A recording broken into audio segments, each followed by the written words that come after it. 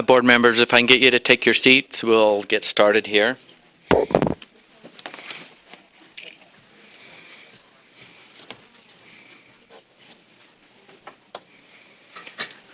Want to welcome everyone to our board meeting. We just come out of executive session. We'll go to our opening business and want to welcome you here today. We'll start off with a pledge of allegiance from, I believe, Board Member Cannon's going to lead us in that. Please stand. I pledge allegiance to the flag of the United States of America and to the republic for which it stands, one nation, under God, indivisible, with liberty and justice for all.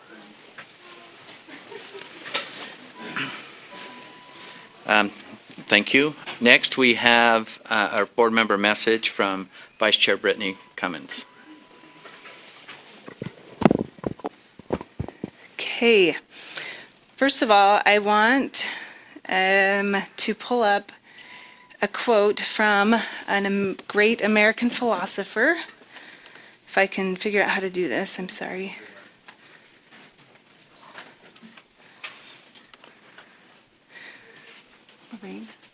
So I just put the IP address in there.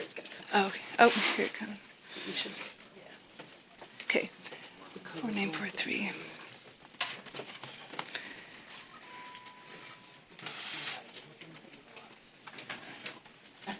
Oh, is that the one? Yeah. This is the one. Okay. The valiant spaceman Spiff is being pursued, by a disgusting scum being. Spiff spots his hovering spaceship and bolts for the ladder. But he's too late. The awful scum being is upon him. It's all over. It's all over. I told you 3 times recess was over. Now get inside. Calvin often looks at authority figures in his life very differently than most people do. I love the ones about his mom, because I have a son who told me the other day, it's a monster coming after me, right? And that, what I like about this particular thing is that it looks at a person from one perspective. Oftentimes we interact with people that are different than us, and we often look at them and we make assumptions about who they are based on our interactions with them, and we assume or we make judgments, and we perceive them maybe not how they really are, but how we take them to be. And I wanted to share this in humor because I think we do that all too often, but I wanted to share my gratitude for this opportunity to work with all of you, that sometimes we share things differently. We are very different people, and yet we I think for the most part, we have good intentions. We want what is best for students in the state of Utah.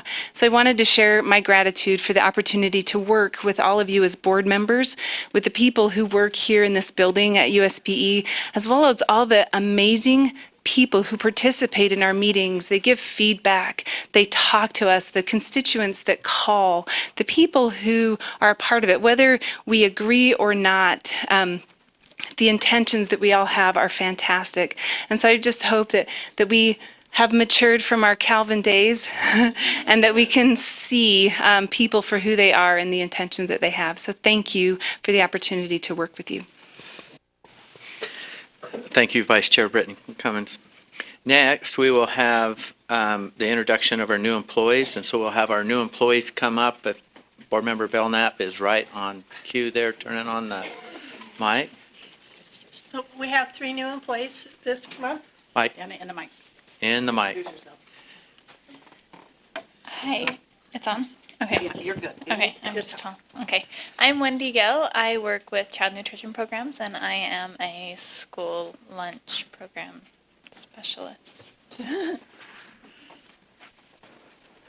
Hi, my name is Val Murdoch, and I'm working in student advocacy services with Title I compliance. And I'm a huge recess advocate. Hello, I'm Camille Sheik with Student Advocacy Services, and I'm a program manager. Okay. Well, thank you for joining USBE.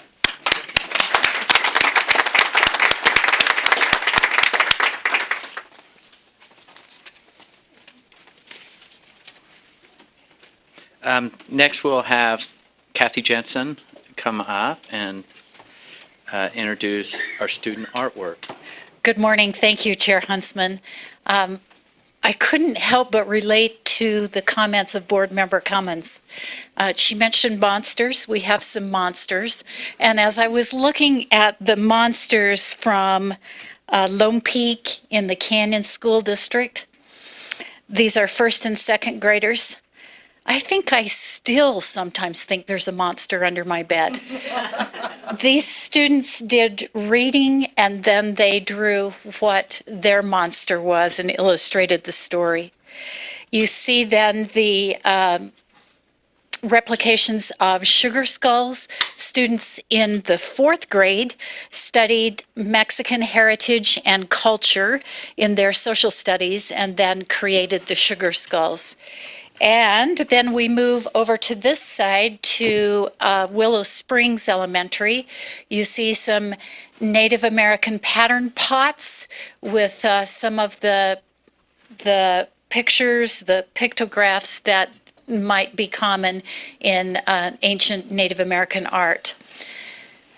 So the one that I really want to highlight is this next piece, which is a mural, a combination of student work. And this also goes to what Board Member Cummins said when she talked about individuals. Each individual made their little square. Each is different. Each has its own beauty. They came together to show community, and the students studied about community and talked about how it takes individuals and many differences to come together to make community, and I love the symbolism of that piece as it came together. Then these are, of course, outer space, and don't they look almost as beautiful as those pictures that we see from the Hubble telescope? And they really do reflect what we're able to see about outer space and make us feel very, very small. The back wall has some fall artwork from Hawthorne Academy in the Salt Lake Valley, and you will see a combination of art and writing. Thank you.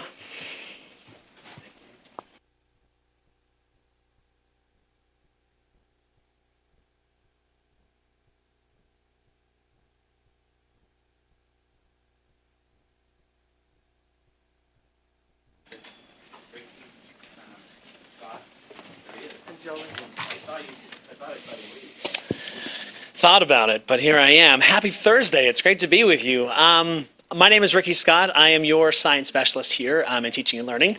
I'm also Jolie Honey is the secondary mathematics specialist and the STEM coordinator. We are here excited to introduce to you our 4 finalists for the Presidential Award in Mathematics and Science Teaching. This award, just so you know, is the highest award that can be earned by a mathematics or a science teacher here in the nation. The process is pretty rigorous. The application includes a video and a pretty lengthy reflective narrative. What happens in the review process is they first go through a state review here by some of the higher ed and LEA leaders here in the state. Then we as a state select finalists. Those finalists then move on to a national review. And then further beyond that, they go on to the White House, where the final, of the 4 finalists that we have, 2 will be selected as awardees of this award. And the awardees receive a $10,000 cash prize, a trip to go to Washington, D.C. to kind of meet with the other awardees, and a certificate signed by the president. So I introduced to you our 4 finalists. If they can stand up, I'm also going to ask, I think it's okay, they each take about a minute to come and kind of talk about themselves, introduce themselves to you.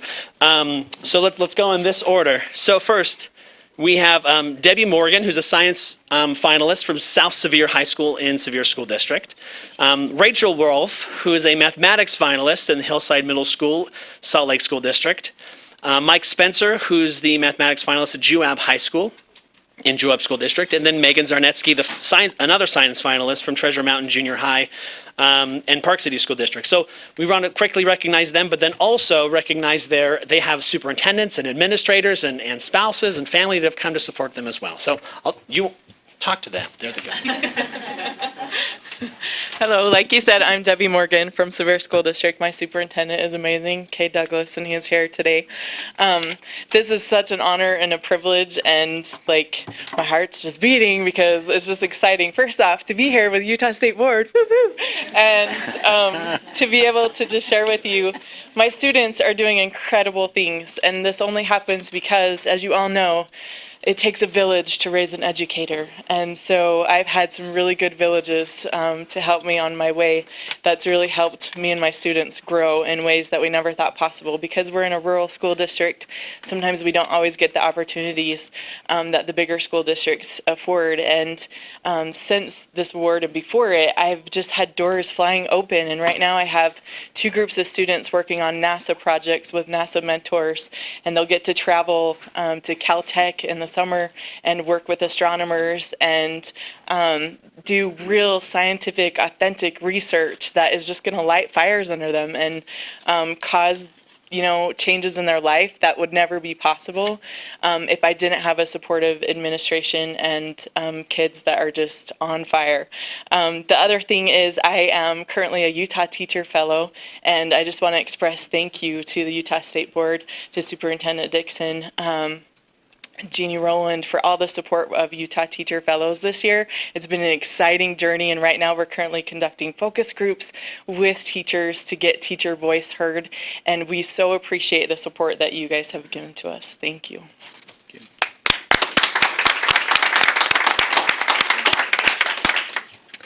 My name is Rachel Rolfe, and I am a middle school math teacher in Salt Lake District, and I teach 7th and 8th graders. I knew from a really early age that I wanted to teach mathematics, and so I'm really honored to be recognized for being able to do what I love. Working with kids is the best thing in the whole world, and I'm so lucky to every day be with them and to learn from them.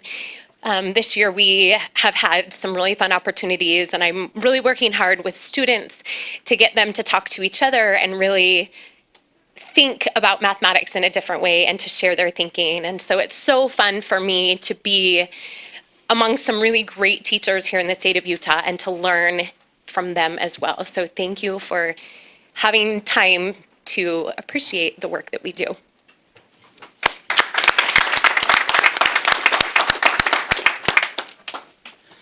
My name is Mike Spencer. I teach at Juab High School, and I'd like to say thank you first for recognizing me here. Second, I'd like to say that my being here is really a result of people that have chosen to invest in me, and they invested in me because they believe strongly in students. And we have, one of the others talked about the village, and there's definitely been lots of people that have assisted because they believe by making a difference in educators, they can make a difference in learning for students. And so I appreciate all those people that have made a path to help me grow as an educator. This program has been a great opportunity with the Presidential Award to reflect. And Jolie, I'll just mention, does a great job of supporting teachers in this state. And she's been a big influence, and there's been others as well. But the big thing is as I've been mentored and people have invested in me is what I've seen in my own classrooms. As students talk with each other and they engage in discussions and they're challenging each other's conjectures and they're highlighting thinking and making connections, and they're things that I know will be of value to them wherever they go when they graduate. So thank you.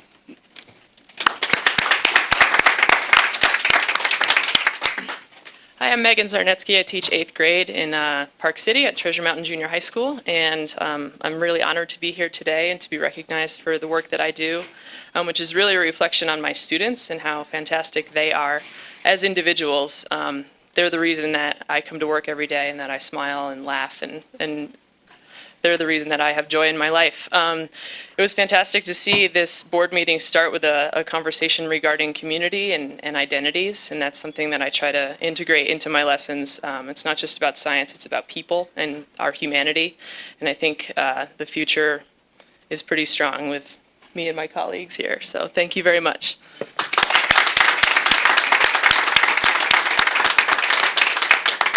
And if you have any questions for them before they take off, I will open the floor. Okay, any questions from Board Member Belknap? This might be for Jolie or for Ricky. How many award winners are there when you say that they'll go to DC and commiserate and collaborate together? I just wanted to have both of those words. When they go there, how many? Is there one from each state? How is it done? That's not part of the 4C. Turn this on, but that's good that didn't come on the microphone. There ends up being that there can be up to one math selected and then one science selected teacher from each state. Could be. Yes. And in the state of Utah, not every state has that, but in the state of Utah, we have had a math and a science representative at the national level every year since its inception in 1983. So and not every state has that. So that's something that we should be really proud of. Thank you. Any other questions or comments? See none. Thank you for being here, and thank you for what you're doing, and thank you for representing this great state. And Thank you for having us. travel well. I think, Superintendent, you're going to try to get a picture or something out here. So we're going to continue to move on. Thank you for being here.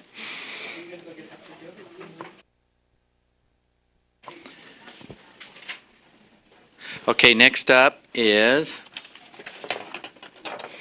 and we're really close to being on schedule today. We have our public participation, public comment. We're going to start off with the Yes Ambassadors group. Are they here? Yes. Okay, and you asked her early, and so we have allotted about 5 minutes, and then when we're done, then I'll go to the rest of the public comment. Okay. We have some handouts. I was wondering if it was okay if we pass these out. Just a little bit of background information. The time is yours, but if you could. Is that okay if she passes these out here? Yes. Okay. Thank you. So, hi, my name is Ava, and I attend a private school in Utah. I am a YES ambassador. YES stands for Youth Examples of Self-Advocacy. We are a nonprofit sponsored by Learning Ally, and as some of you might know, October is Dyslexia Awareness Month in Utah. And we wanted to come here to share some things we wish our teachers knew about dyslexia. First things first, dyslexia can't be cured. Although I can learn to read, write, spell, do math facts, and succeed in life and school.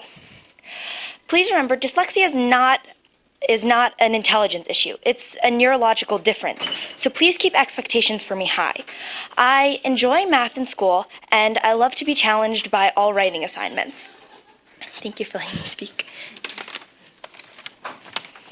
Hi, my name is Tyler, and I attend a public high school in Utah. Dyslexia is not rare. Between 10 and 20% of the population is impacted by dyslexia, in which range from mild to profound. In fact, dyslexia is the most common learning disability, accounting for 80% of all learning disabilities. I'm not your only student with dyslexia. The accommodation that helps me the most in school is Learning Ally audiobooks. Hi, my name is Lindsay, and I attend a public school in Utah. People with dyslexia do not see things backwards or upside down. It is not a vision problem. Dyslexia affects the same number of girls as boys, but more boys receive special education services. Dyslexia also affects students from all races and cultures. Because I am dyslexic, I know that I learn differently from other students and that I have to self-advocate for my needs. Hi, my name is Allison and I attend a public school in Utah. Assistive technology is a game changer for students with dyslexia. It allows us to be more successful in the classroom and in our futures. Please encourage schools to provide assistive technology for students who have 504s, IEPs, or students below benchmark in reading. My favorite assistive technology is audiobooks. I've ear-read 60 books in the past month. In that amount of time, I read one book in the same amount of time. Hi, my name is Michael and I attend a public elementary school in Utah. 2 out of 3 students with dyslexia in Utah will never receive special education. So general education teachers need to know warning signs of dyslexia and how to provide appropriate interventions using MTSS systems. Most of us have 504s versus IEPs. In my 504, I have small spelling tests and I am not graded on spelling for in-class writing assignments. These accommodations help me to do better in class.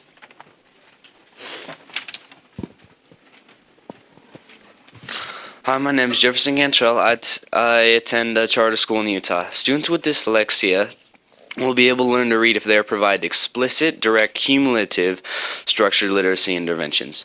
The earlier these interventions begin, the better. However, it's never too late for a student to learn to read. To help me with my dyslexia, my family has provided private tutoring with people trained to work with dyslexia since the 3rd grade.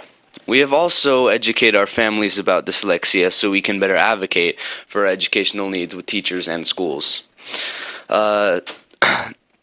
Please join with us to acknowledge the impact of dyslexia in Utah's schools and continue to provide support so all students with dyslexia can succeed. Thank you for listening and for your work to help educate all students in Utah.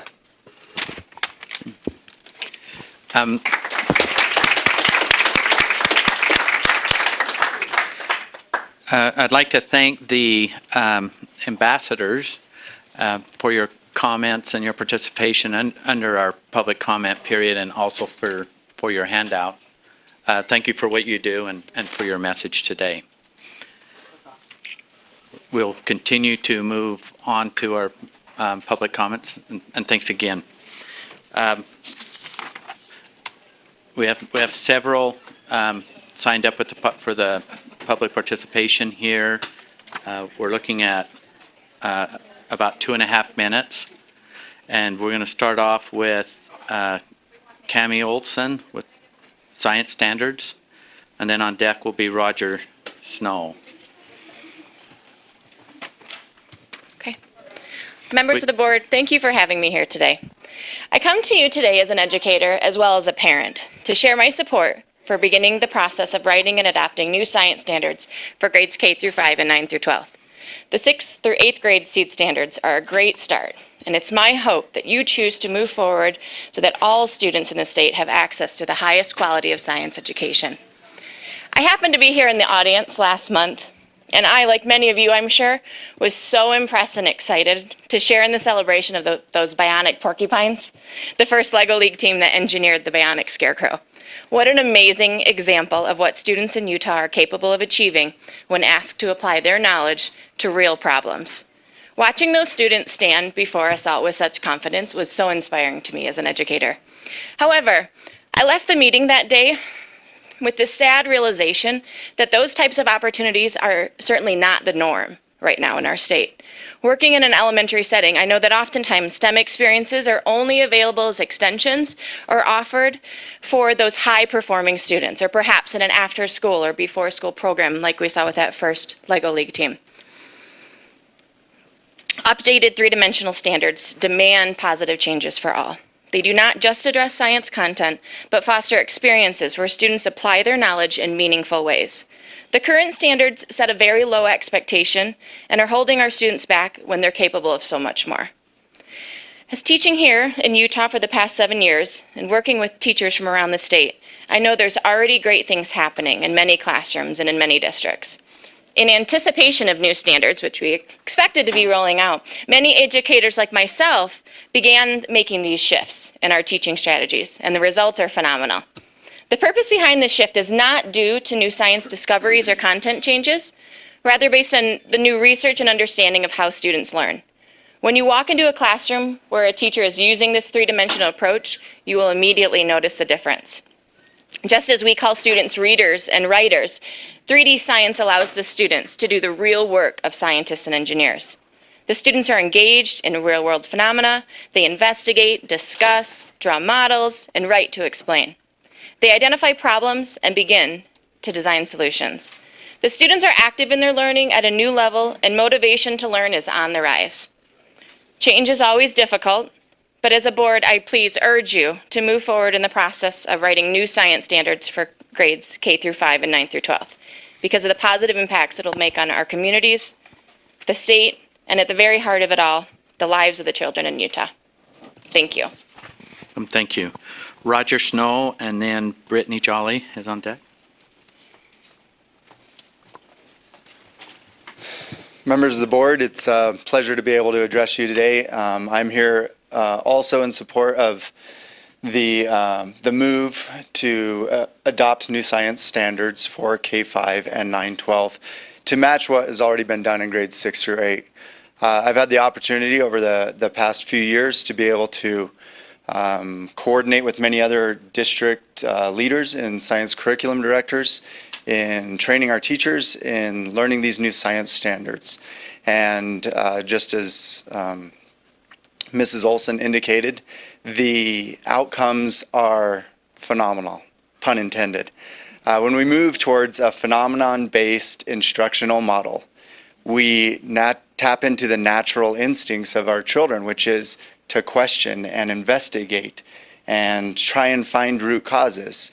Our existing standards in K-5 and 9-12 do not encourage our teachers to progress down that road with their children. It's focused on memorization of algorithms and facts rather than progressing towards a deeper understanding of the phenomena. And if we want our students to be able to function on a high level in the future, we need to address more than just facts and algorithms. Our students in elementary school right now will fill jobs that don't exist. In fact, about 40 to 50% of the jobs that our students will fill have no current job description because technology is advancing at such a rapid pace. Therefore, our efforts to try and educate them on memorization of facts or existing standards will put them behind the puck. We need to educate them on critical problem-solving skills. We need to allow them to take risks. And we need to allow our teachers and administrators the opportunity to take those risks. The 6th to 8th grade SEED standards have moved us down that road and have allowed our teachers an understanding to delve into the deeper cognitive functions in science and have motivated our students to be able to progress towards their science and technological prowess that's naturally inherent in them. I commend you for your adoption of those standards and commend you for your future adoption of standards in K-5 and 9-12 and support those efforts from a district level and with many other district leaders. Thank you for your time. Next, we'll have Brittany Jolly and then Rhonda Rhodes is on deck. Good morning. I just wanted to first off thank you all for having me here today. I am here to offer my recommendation also to move forward with the K through 5 and high school level SEED standards. By adopting these standards, we are acknowledging the fact that there is a better way to engage our students in science learning so that they can become scientists and not just students studying science. Over the past couple years, I've had the opportunity to work here in Utah with a very progressive district that saw these changes coming down the pipeline and knew that in order to keep our students ahead of the game, we had to start making changes at the elementary level. And in doing this, I have seen the benefits given to our students as given the opportunity to critically think and apply their understanding to phenomena in real-world scenarios. As a 5th grade language arts specialist at our school, I never truly understood or considered myself a scientist. And over the past few years, I've had this profound shift in my thinking. And I've come to the realization that we're not attempting to throw out current standards. We're just simply asking for better standards that help our teachers with their methodologies and practices by engaging students in that three-dimensional science. Three-dimensional science values students' ability to question and study these phenomena. And in doing this, even our most struggling students are able to be successful in the classroom.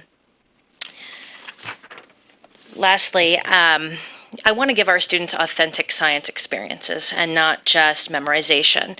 Rather than lecture formats, we're moving to student-centered opportunities. And in doing this, we're raising the rigor for all of our students because we know that they are capable of rising to those higher expectations. This will lead our students to not only become more career and college ready, but foster a love for science. My students now have a deeper sense of urgency to learn about the world around them. And so I am simply coming to you today as an educator speaking for our students. And as we speak, my students are thinking towards the futures, and I look forward to the day when all of our students in Utah are doing the same thing. Thank you. Thank you. Next is Rhonda Rhodes with Utah Music Educators Association, and then on deck is Ashley Foons. I believe I said it right. I hope I did. Thank you for your time today. I'm here to invite you to an event that is this Saturday, and I know it's really short notice, but annually, one of the largest groups of high school students at any one time in one place meet as an all-state choir. And the concert is this Saturday at the Tabernacle downtown Salt Lake City. This year the choir is under the direction of the Mormon Tabernacle Choir Associate Director Ryan Murphy.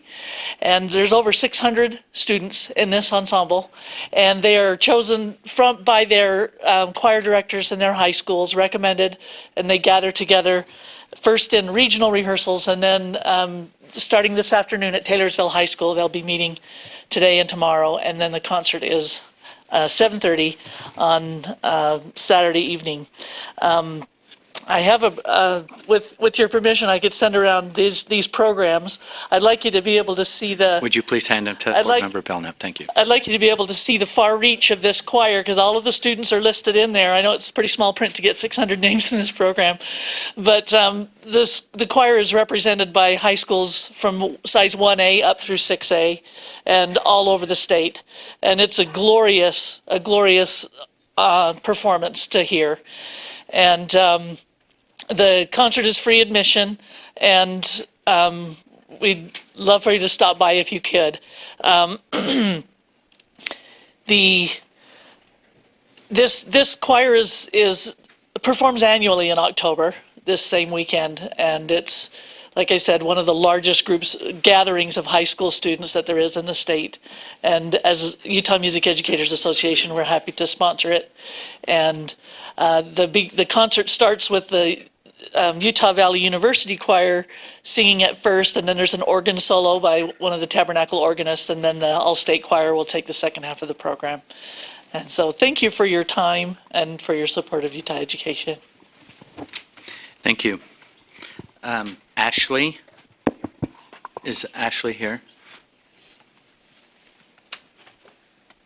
Not seeing Ashley. Okay, we'll move to Heidi Matthews with UEA, and then Jennifer Combe is next. Good morning. I'm Heidi Matthews, President of the Utah Education Association, and I appreciate the opportunity to address you this morning. Mostly, I would like to talk about our 277-700, the middle school rule, but I live with a science educator, and so I want to echo what the science coordinators are saying about the vast importance of those seed standards and the magic that they capture. I think one thing, though, that they neglected to say this morning in their request for the consideration of expanding that is that it's not just enough to set the standards. We've got to we've got to fund the support of them. We've got to fund time for teachers to learn this way of teaching and allow for collaboration and experiences for the students, and that costs money. And I think that brings me back to the middle school competency rule, or the R277700 that we had the largely attended hearing on a couple weeks ago. Would we be having this conversation if funding wasn't such an issue in Utah? Would those rural school districts who are struggling to find a music teacher and they just can't find it, and so they come to you and say, we need some flexibility with those standards, not because they want to eliminate music, but because they simply can't staff it and support it? Why don't we, instead of changing the rules about the standards and the requirements, why don't we invest in a statewide teacher pipeline and put money into those rural districts so that they can grow their own educators and be able to support the needs that they want and the rich curriculum for all of our students? So I would really consider have funding be at the heart of all of the decisions that we're looking at. Can this be addressed in a different way? I also wanted to share with you a formula that I was presented with at a systems. Oh my goodness. Okay, it's A times C equals E. A is acceptance, C is content, and E is excellence. If you don't have acceptance of something, and the acceptance and the buy-in, regardless of the quality of the content, you're not going to have excellence. And vice versa, if you don't have a rich content that's been fully thought through, but you have huge buy-in to it, you aren't going to receive that level of excellence that you want. We had neither with this rule, neither the full-on acceptance or clarity of the content. Maybe it's good, but I ask for you to delay until people can fully understand what that rule would be, and that we can all get behind it unanimously. Thank you. Next up is Jennifer. Go. Hello, I'm Jennifer Collin with Utah PTA. I am the Individual Development Commissioner. Along with us today, we have Julie Clough, the Community Involvement, and Leanne Woods, the Education Commissioner. And we are speaking on behalf of Utah PTA regarding our favorite, Rule 277-700. During the public hearing last month, we shared with you the statements from our member-approved resolutions on the importance of arts, health, and physical education. We shared with you the value each student's diverse needs and encouraged statewide practices and requirements that achieve balance and flexibility in student curriculum. However, we oppose efforts that too narrowly define academic rigor solely based on language, arts, math, and science. Today, we speak to you on behalf of the students who only exposure to arts, music, and theater may be through the required art class, for the student with emotional struggles who may hear something in health only because she is required to be there. That encourages her to reach out for help. For the student who would much rather be sitting in front of the YouTube videos, but get some much needed physical activity because he is required to take a PE class. And for the student whose parents may be unavailable or unable to guide him to classes that will open the world to a new possibility. We recognize that this rule as currently stands gives local districts the ability to require these classes that you have removed from the state required coursework. But we believe that as a board, you have the ability to craft this rule in a way that gives consistency, clarity, flexibility, that acknowledges that there are students who absolutely do not need to take specific classes because they are getting those opportunities through other means, but also acknowledges that it is not only our local districts who value arts, health, and physical education, but as a state, Utah feels that arts, health, and PE are just as valuable and necessary as language arts, math, and science. We ask you to make a change to Rule 277-700. Thank you. Thank you. Next is Superintendent Cade Douglas from Sevier School District. Hello, I am Superintendent Cade Douglas from Sevier. I really appreciate my relationship with each of you, either personally or on Twitter. I feel like I know all of you, and I really appreciate that. And I appreciate your listening ear. I woke up a little bit early today to support Debbie Morgan, our teacher that's representing us for the Presidential Award. And I did that, drove up because I feel like there's nothing more powerful than an outstanding teacher in the whole world. I feel like there is nothing more powerful than an outstanding teacher. And then to add to that, there's nothing more powerful than an outstanding teacher who has a voice. I know that you'll listen more to Debbie than you would even to me or other educational leaders. So I love giving people like Debbie a voice. Since my fellow superintendents heard that I was going to come up to support Debbie, they asked that I represent them, very formally the 7 superintendents in central Utah, and then myself, and then informally dozens of other superintendents to speak a little bit about Canvas, the learning management system for the state. I come in full support of Canvas, that the board support UETN's purchase of Canvas for the entire state. I wanted to make sure you were all clear with what Canvas is and what it does. It's a learning management system. So at this point, it's as important to us as internet connection or cell service. It's not just another software product that districts might choose to purchase, like other software projects. This is something that higher education has already selected as their learning management system. It's something that the great majority, if not all, school districts have chosen, followed suit with higher ed to use as their learning management system. So when UETN Director Ray Timothy approached superintendents and asked if we were interested, if this is something UETN could do statewide to save funds, we were in full support. So this is something it's used frequently and often. If the state chose to select a different learning management system at some point or another, we would be in support of that. But it is very important in this case that we all use the same system for obvious reasons. I hope you understand what those might be. Some quick examples: if we have students that are taking concurrent enrollment, which a great majority of our students are, they're using Canvas, they're becoming familiar with Canvas.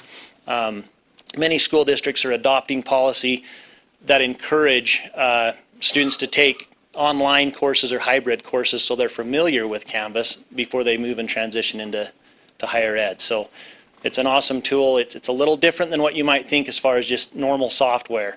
I like to think of it as internet or cell service. So just wanted to take that opportunity to share that with you. And thanks again for the relationship that we all share. It's a really good thing. I think we're doing good things in Utah because of it. Okay, thank you. This concludes our public comment. Next, board members, I bring your attention to our agenda. Next up is our general consent calendar. And before we seek a motion to approve, I'm asking if any board members want any items removed. Okay. Board member Lisa Cummins. Thank you, Chair. I'm just pulling it up here on my screen here. If you just off the top of my head, I wanted to, my computer's slow today. I wanted to pull, I believe it was 4.4. It was the continuation of contracts. And then there was 4.8 and 4.10. 4.2 was new contracts, and then there was is it 4.3? Okay, so it's 4.3. So 4.3, 4.8, and 4.10. Specifically, the Hamilton. Okay, let's go to 4.3 so we can. So I can track this. Sure. Under 4.3 is contracts for review. Do you want all of them or part of them? Part of them. Which?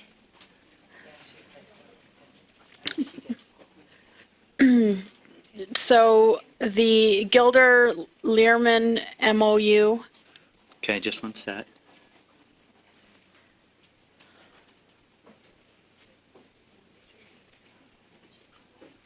Okay. I believe that's the only one unless Okay, and then. someone yeah. had.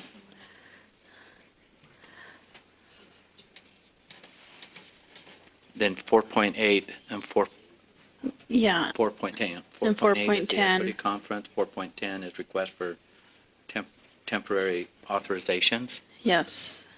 Okay. I had some questions on the letter of authorization, Okay. the count and Well, everything. we'll save those and then we'll see Okay. if there's any others being polled. Seeing none, I seek a Board Member Belknap. I'd like to make a motion to approve the consent calendar with those items taken off by Member Cummins. We have a motion and a second. Board Member Cannon, any further discussion? Seeing none, let's vote. All in favor say aye. Aye. Those opposed? Voting is unanimous. We've had 3 items polled. 4.3, if we go to that one first, the Gilder Learman, I believe is how that is said, MOU. Board Member Cummins, would you like to speak to that, please? Yes. So, in that, I understand that this is coming from New York and that all of the states are implementing this program of inviting the Broadway musical Hamilton to all of the kids in every state. And I understand that there's the historical societies behind that, and I appreciate being an amateur historian wannabe, I should say. I love history and I love the accuracy of history. Hamilton, while it's fun to watch and catchy and very engaging with today's generation, younger generation, I don't know that correct me if I'm wrong, but is the state paying for any of this out of pocket, or is this fully a foundation that's opposite, that's paying for this? Okay, we'll have the superintendent. Let's just start with that question first Start before with I that go to question my next first, point. yes. So Tamara Burnsides is here who can give you specifics, but the foundation supports a great deal of this, but the legislature, you might recall that they also provided us with $350,000 target at providing this opportunity for students. And I also just want to mention it's not for every student in the state, so you're really reaching out to underrepresented populations who may not otherwise get the opportunity to see it. So students living in rural areas, students living in poverty. So there's criteria for students to come and see this performance, and then there are other activities as well. And in terms of the money, who's paying for it, Tamara Burnsides could come in. Why don't you come to the chair, have her come to the table. Tamara, please come up and we'll have a mic, and will you state your title and? Okay, we need to turn that. The mic needs to, Board Member This is your Belknap. debut. There you go. Okay. Thank you. Can you tell I'm a first timer? I'm Tamara Burnside, and I am a BTS specialist here at the state office and also working with EduHam part-time. And I do have some information that if I could pass out, then might. Yes, please do. But the question was. Okay. Let's go back to the question again, and then. The question is, what portion of the state's money is being brought to bring in Hamilton, first and foremost? And I understand it's under legislative appropriations. Is that correct? Yes, it's not being spent to bring in Hamilton specifically. Hamilton, an American musical, is coming to Salt Lake City. Right, next May. Yeah, in April and May. Yeah. And there's the Hamilton Education Program that's gone on in New York City and Chicago and other touring cities. And it's reached out to students and given them an opportunity to find out about the Founding Fathers. But speaking of money, so there is $350,000 that's legislated money, and then there is an additional about 500,000 that's coming from local donors to support this education program for students. And do you want me to tell you a little bit about the program itself? Yes, please. Okay. First off, it's a partnership with the Gilder Lehrman American History Institute and with the Utah Department of Heritage and Arts and Utah Board of Education. And there's a lot associated with it, but the EduHam itself, as you receive this information, it's being targeted to 11th grade history students from underserved populations. So Gilder Lehrman has all their programming has been to Title I students. And so here in Utah, we're looking at 40% free and reduced lunch to be eligible to come to the musical. And along with that, we are looking at 2,300 students that would get to come and participate in the matinee. But in order to be eligible, history teachers have to sign up with Gilder Lehrman to become a part of their History Institute. And with that, they're given primary source documents, a curriculum, but not everybody's going to get to participate. And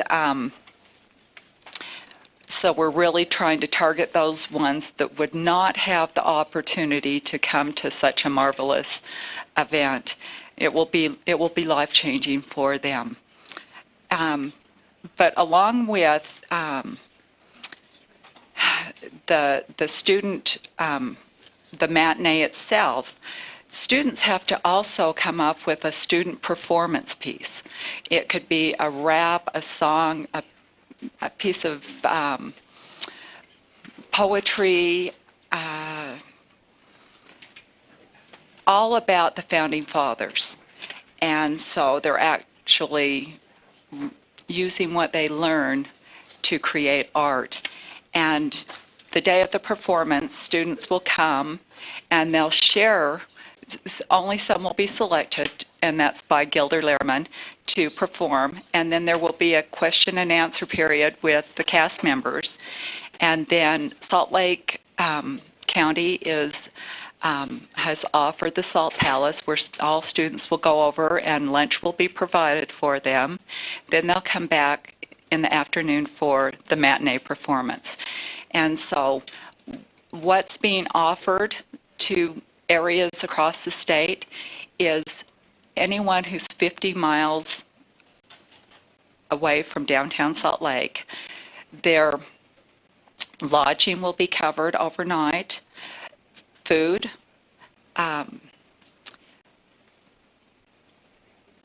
let's see, okay. Anyway, everything's covered for them to be able to come. There's no obligation that the state board has towards this. And schools that are local that are selected will also have their busing costs covered. In addition to this great opportunity, which I believe that it really is, to learn first history and to really connect with students that might not ever be that enthused to read about history, but to learn it in another way. There's many events that are associated with Hamilton, and they're under the name the New Nation Project. And so there's an essay contest for civic engagement for high school students, where they will write their representatives, their legislators, about an issue they want to change through the political process by influencing, educating their elected officials. So that's quite a great thing to get students involved in. There's also going to be a Founding Fathers theme for the Utah Commission on Civic and Charter Education. Character Education, I said that wrong. There will be an exhibit that runs for the full year up at the state capitol on Who Tells Your Story. And it's all about, Hamilton was a prolific writer, and that's how we know about him. And people throughout time have had the compulsion to write.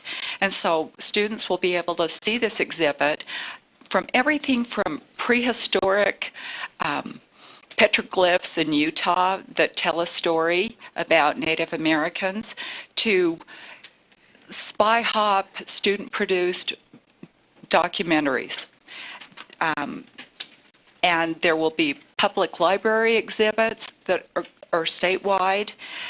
And also when we bring students up, the night before this great opportunity, there's going to be a higher education event up at the Capitol building where students will have dinner, they'll see presentations, but the biggest thing is we're going to have college recruiters from across the state meeting with these kids.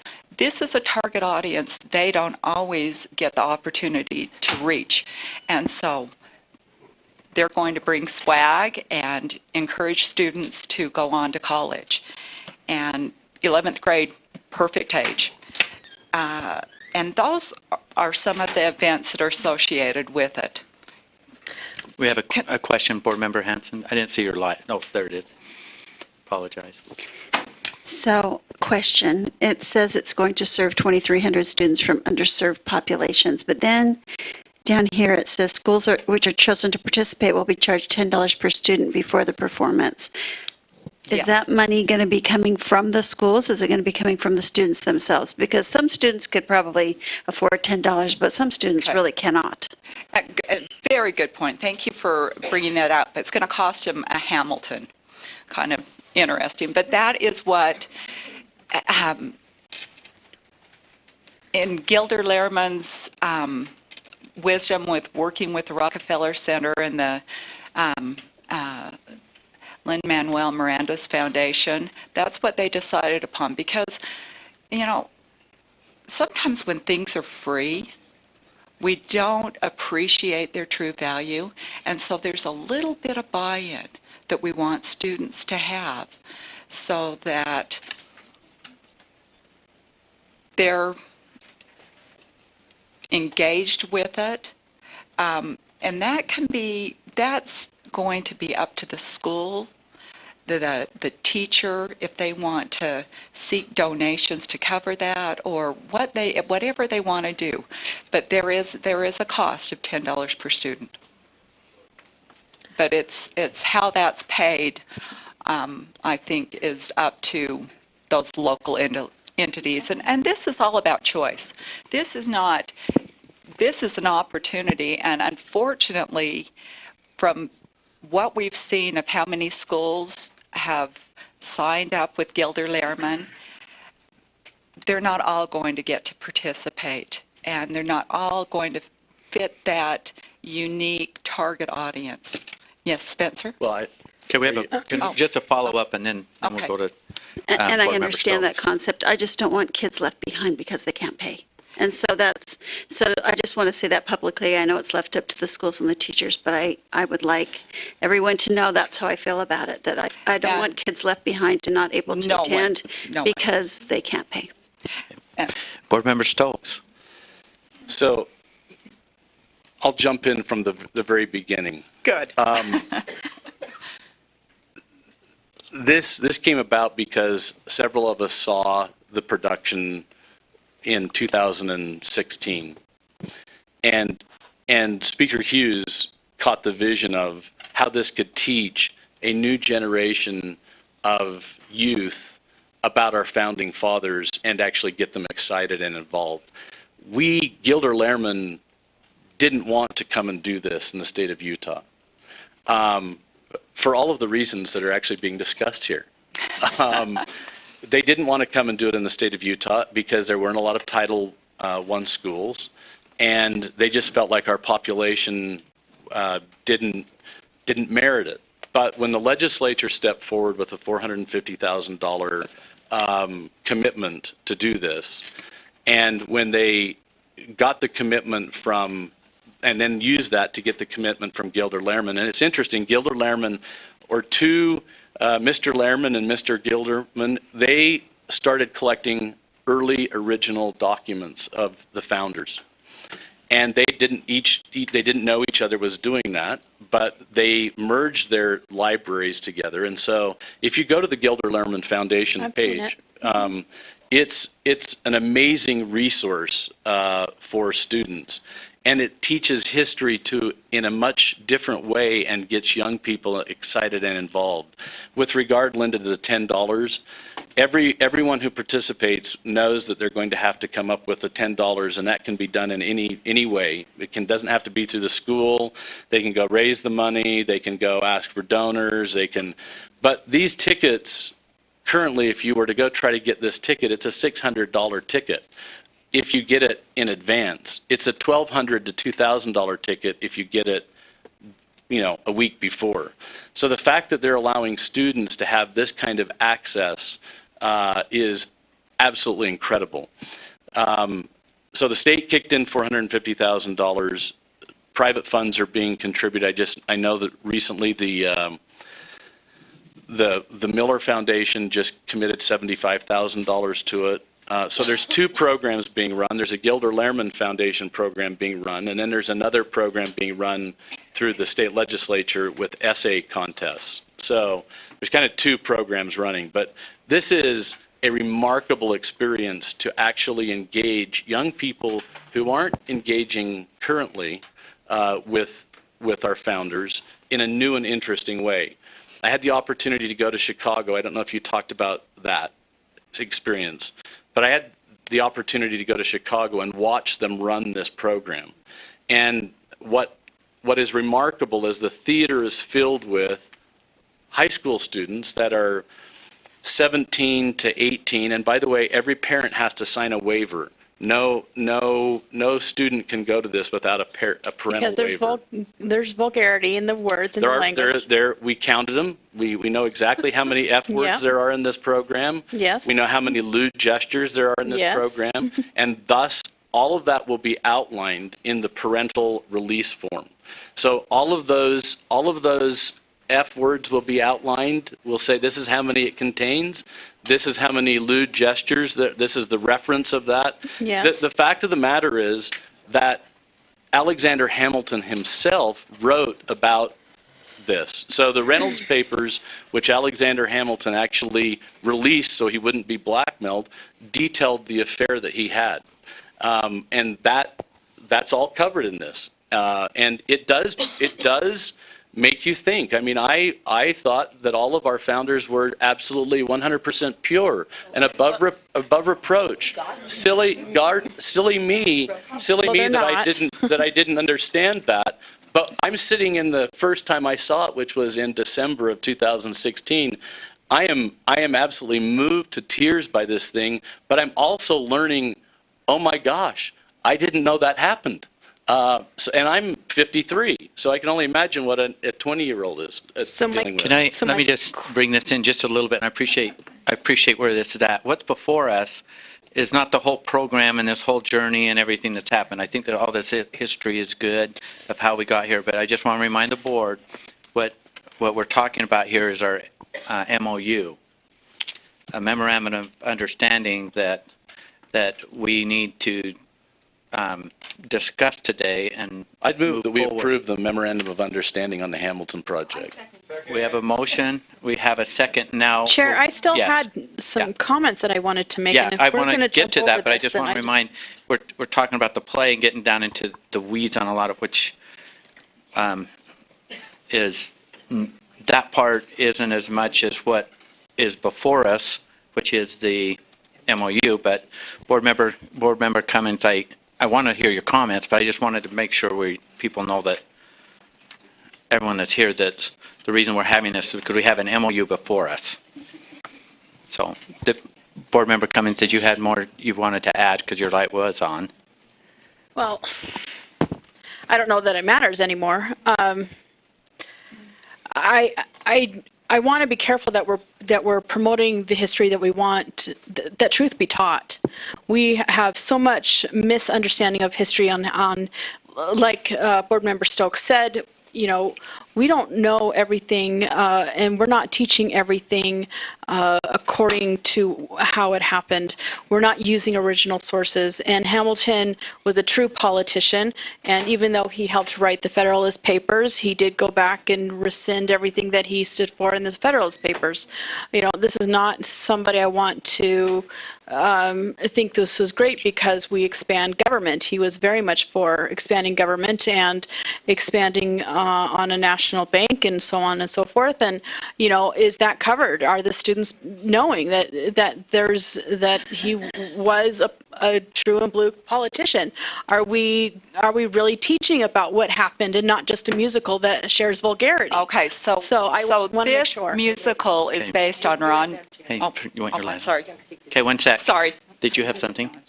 Okay, all right. Hang on one okay, sec. sorry. This is board comment side. Yeah, So yeah, not to defend a program or anything Okay. here.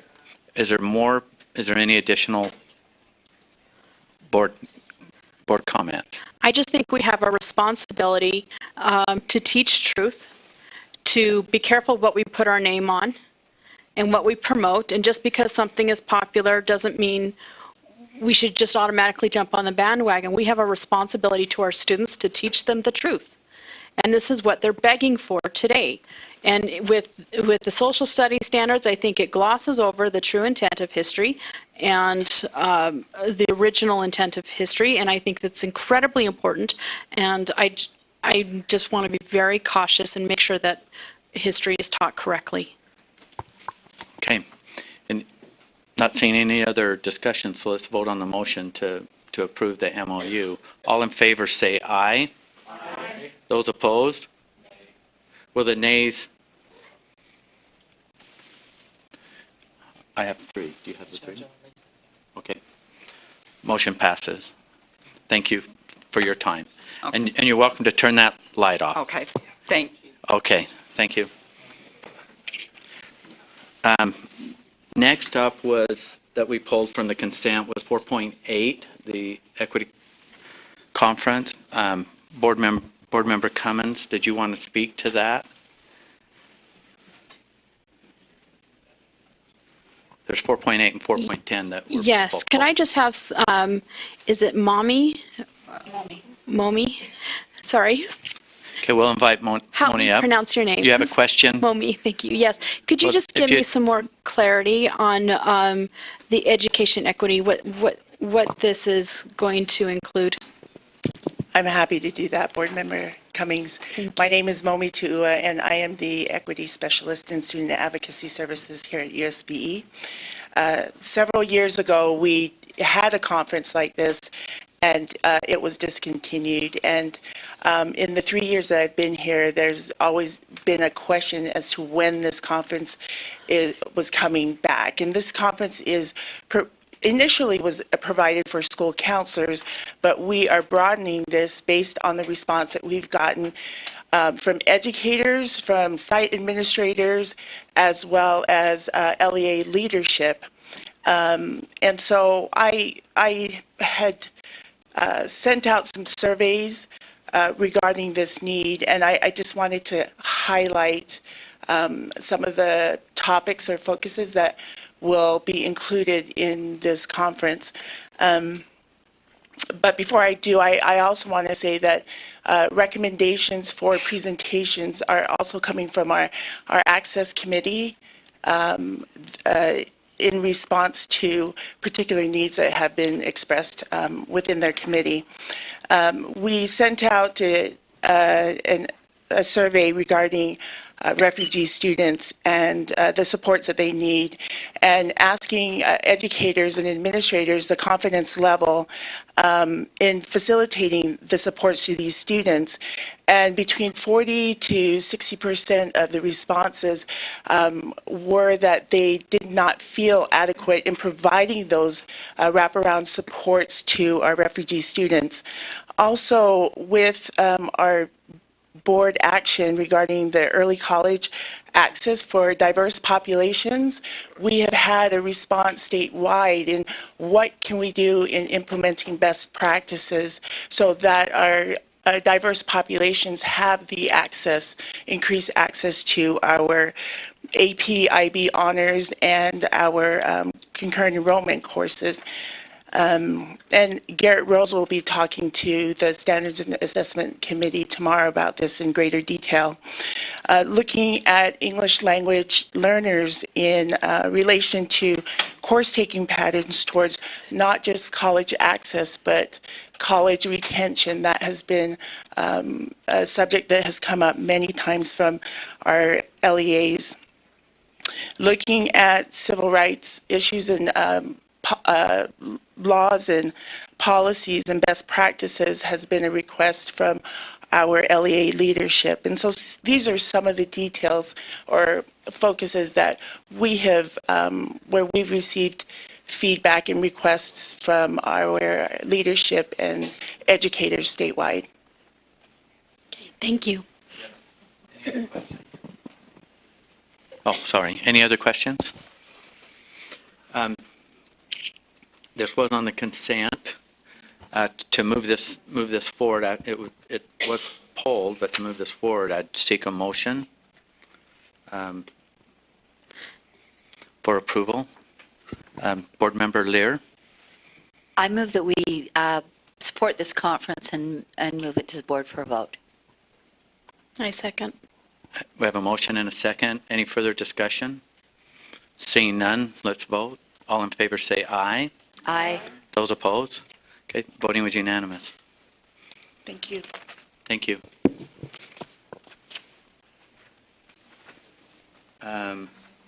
Next was 4.10, request for temporary authorization. Board Member Cummings, did you want to speak to this? I please? did. So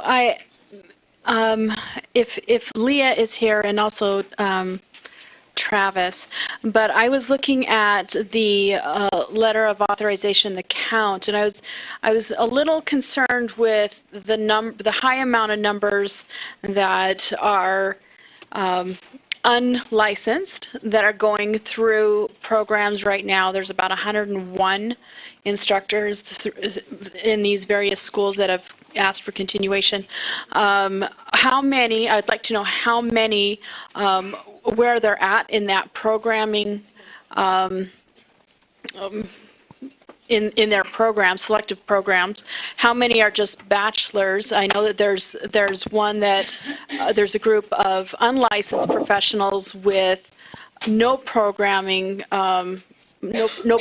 that are not involved in any programs. I should say 38, if I remember correctly.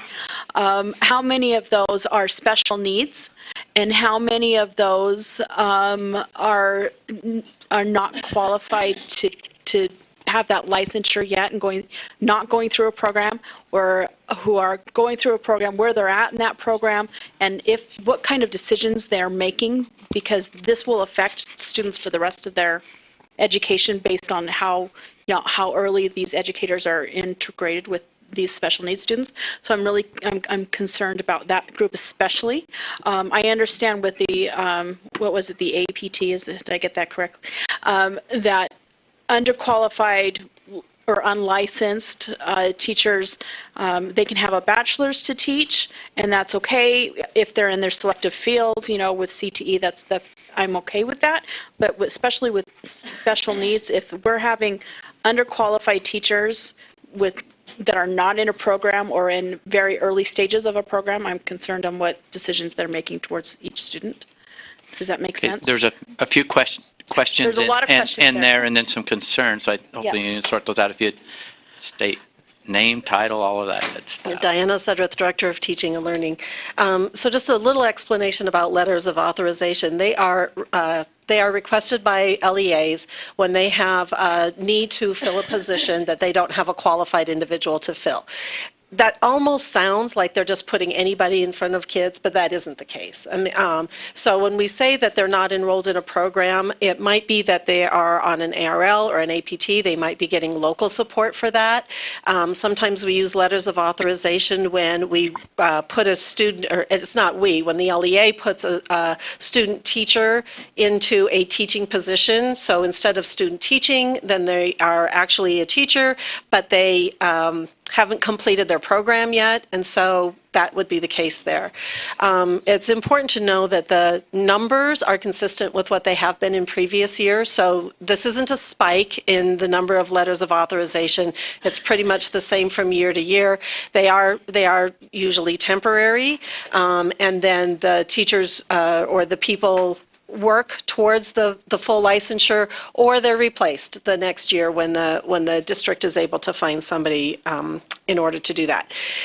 A lot of your questions we can answer, but not right now. So if we could kind of capture some of those, we can look up and see exactly how many are in classrooms with students with disabilities or in other kinds of specific situations as you are asking for, but right now, I can't tell you anything in more detail than what's on the paper.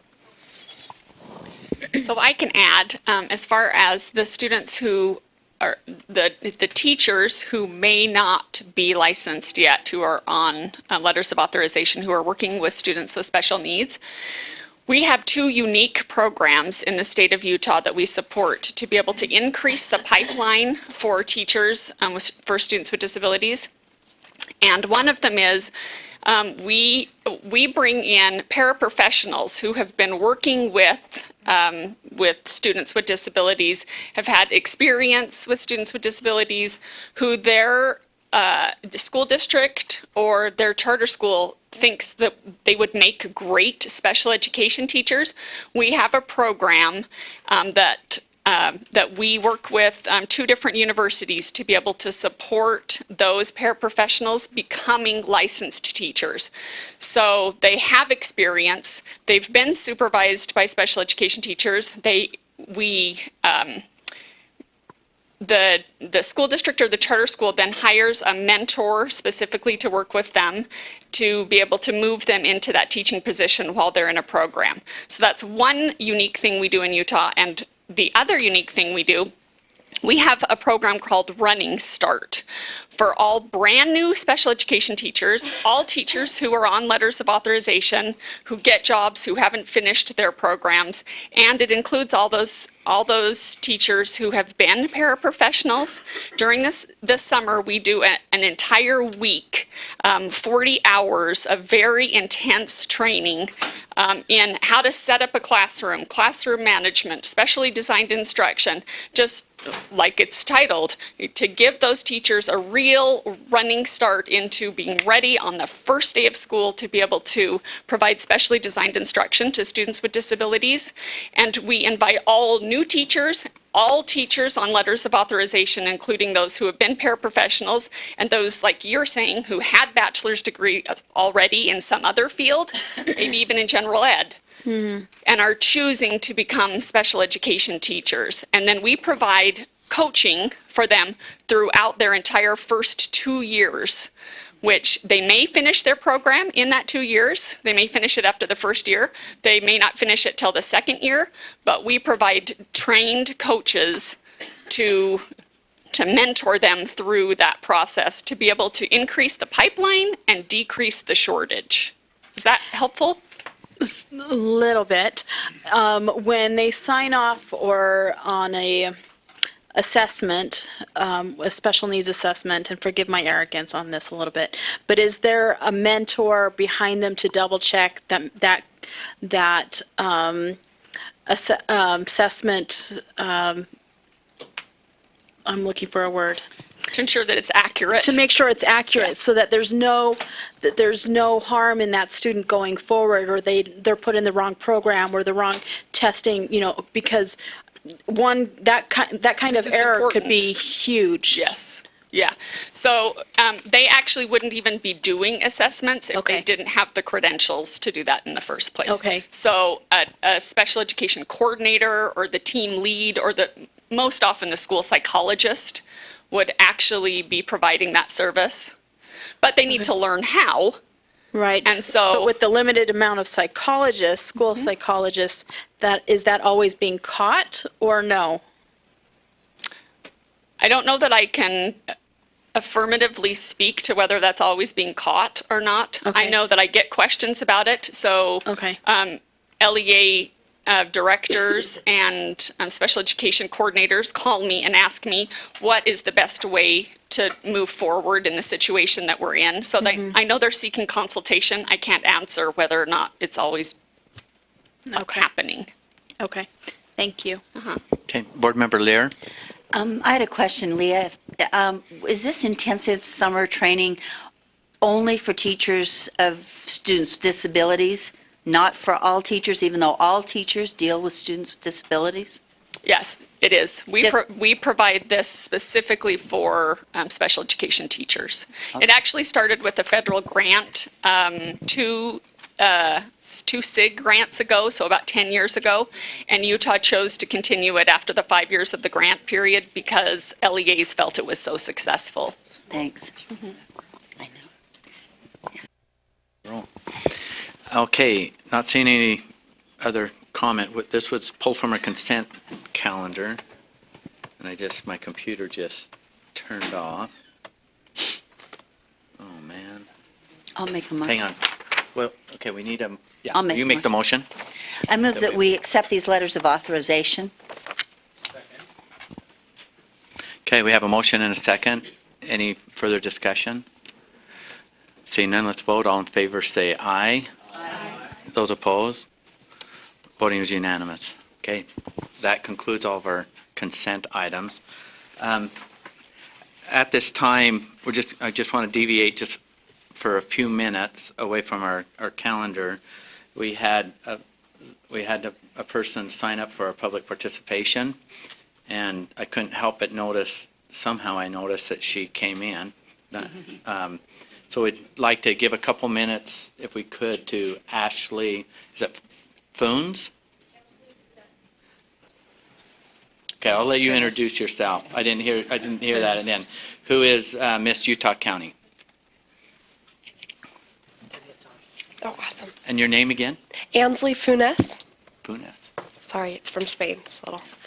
I'm Miss Utah County, and part of my pageant participation is we have to come up with a platform. So I chose my platform to be on education because it went along with my story from moving from Idaho to Utah. It was a hard transition for me, and I came across eating at lunch alone, having no friends, and not being involved in many studies. And it wasn't until I decided to make a change in my life, to get involved in my academics, to get involved in my extracurricular activities and my school activities, that I decided to just further grow myself. And from doing so, I was involved probably in 14 clubs all 3 years of my high school. I graduated with my associates, and I'm now attending BYU in both cosmetology school at the same time. And so as a title holder, it's part of my duty to help encourage and inspire students. And so part of things that I like to do is I'll attend schools and I will talk about how to become an educated learner. Because I believe that the whole reason that we attend college or the whole reason that we go to school is to become a learner for life, rather than to just increase our academic and increase our performance in our studies. Because I believe in the success that we can build in our nation. And it's something that I made a little acronym called FIT in education. And FIT stands for Focused, Intelligent, and Thriving. Because I've always believed that if we're focused in our studies, then we can improve our intelligence and ultimately become thriving members of our society. So I am so honored to be here today, and I am so happy to be here in the Utah State Board of Education meeting because it's super cool. And I would love to be a part of anything that, any events, anything that's held here, anything that I can do to help to increase education. I'm hoping my goal is to at least increase it to 90% by 2020, something crazy. But it's something that I'd like to do because I know that our success of our nation depends on the generation of our students right now and what they like to become. Our leaders, our students today are our leaders tomorrow. So thank you guys for your time. Okay, thank you. Thank you for your comments. Thank you. Appreciate your service. Thank you. Okay, Next, we will go to, we'll have Deputy Superintendent Scott Jones give our monthly budget report.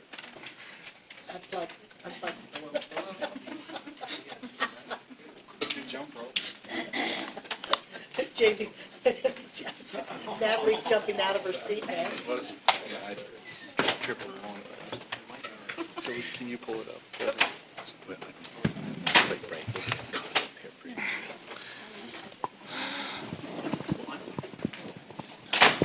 Good morning, Deputy Superintendent of Operations Scott Jones, and with me is your Finance Director, Deborah Jacobson. I know this is the most exciting part of your day because it is awesome. The report we're going to give you is further demonstration of the ability to drill down.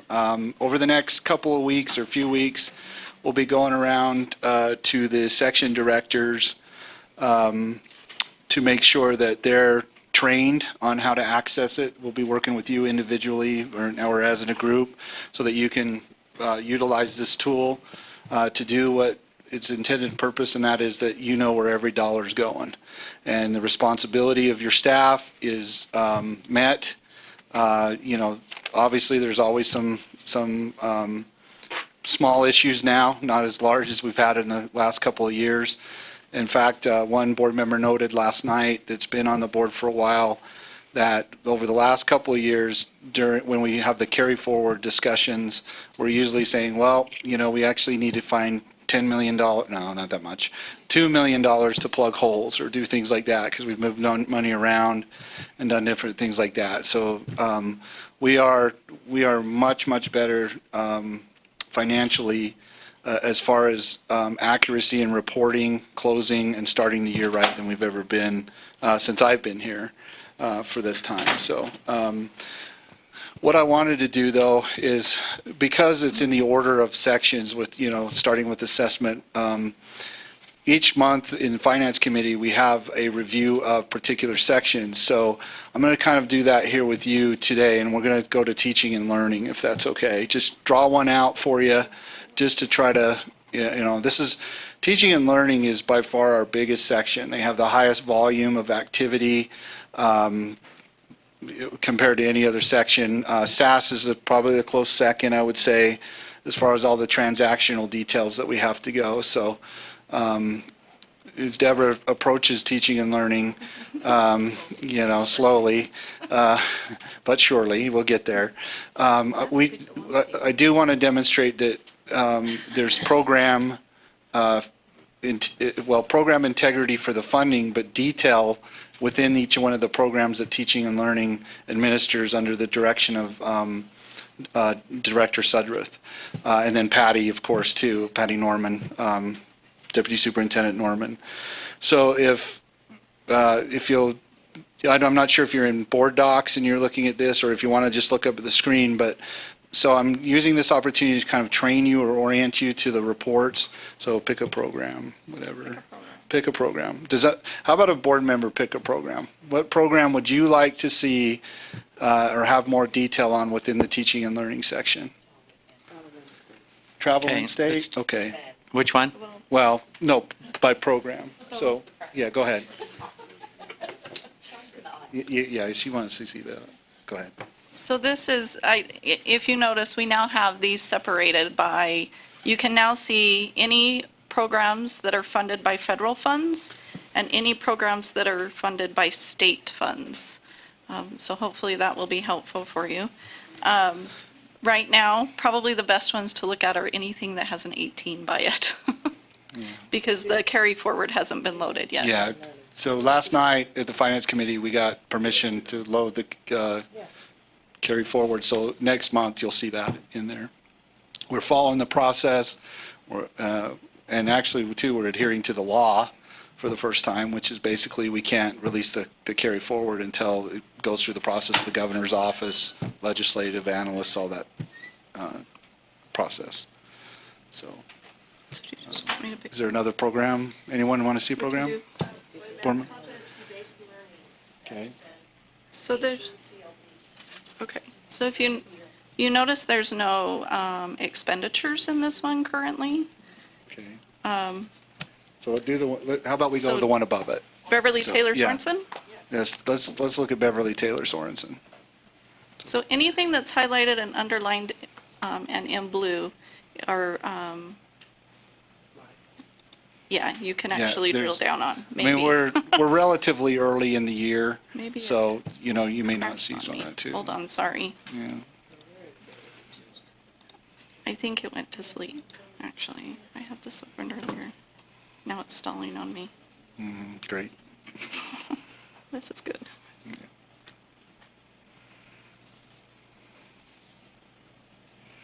Better. Okay. So here's Beverly Taylor Sorensen. Let me see if I can make it a little bit bigger. Maybe. You'll also notice, of course, right now they're only spending in one category, but we've also broken it out into the categories that should match your sheets that you have by object code. Did we that we pass give those you. out? Did we have the cheat sheets passed out? Yeah, okay. So they are go now ahead. broken out into those categories. And now by these categories, so if they have multiple categories, you would see all of those object codes. Now you can actually choose, payroll's really not a good example because it's just going to show. This actually now will drill down to the actual transactions that happened. Payroll's not a good one because they actually go up in big batches. Do you know of one that has like So- vendor payments in it? Probably. No, you should be You able to. should be able to.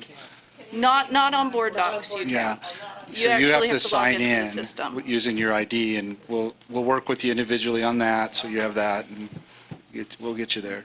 So, What happened to my report? I don't know. It went away. Hold on. Chair. Yes.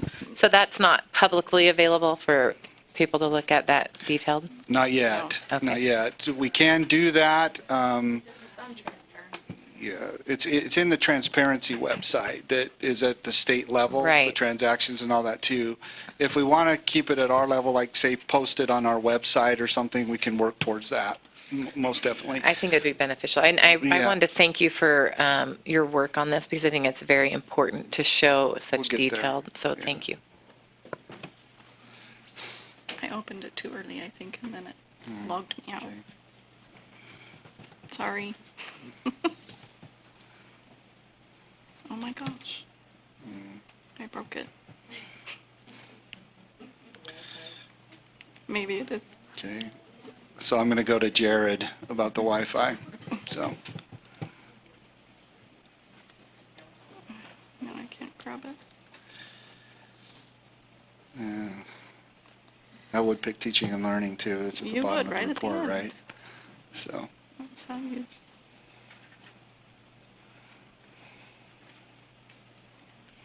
Probably their admin would probably be the best one. well, but does it have vendor payments or?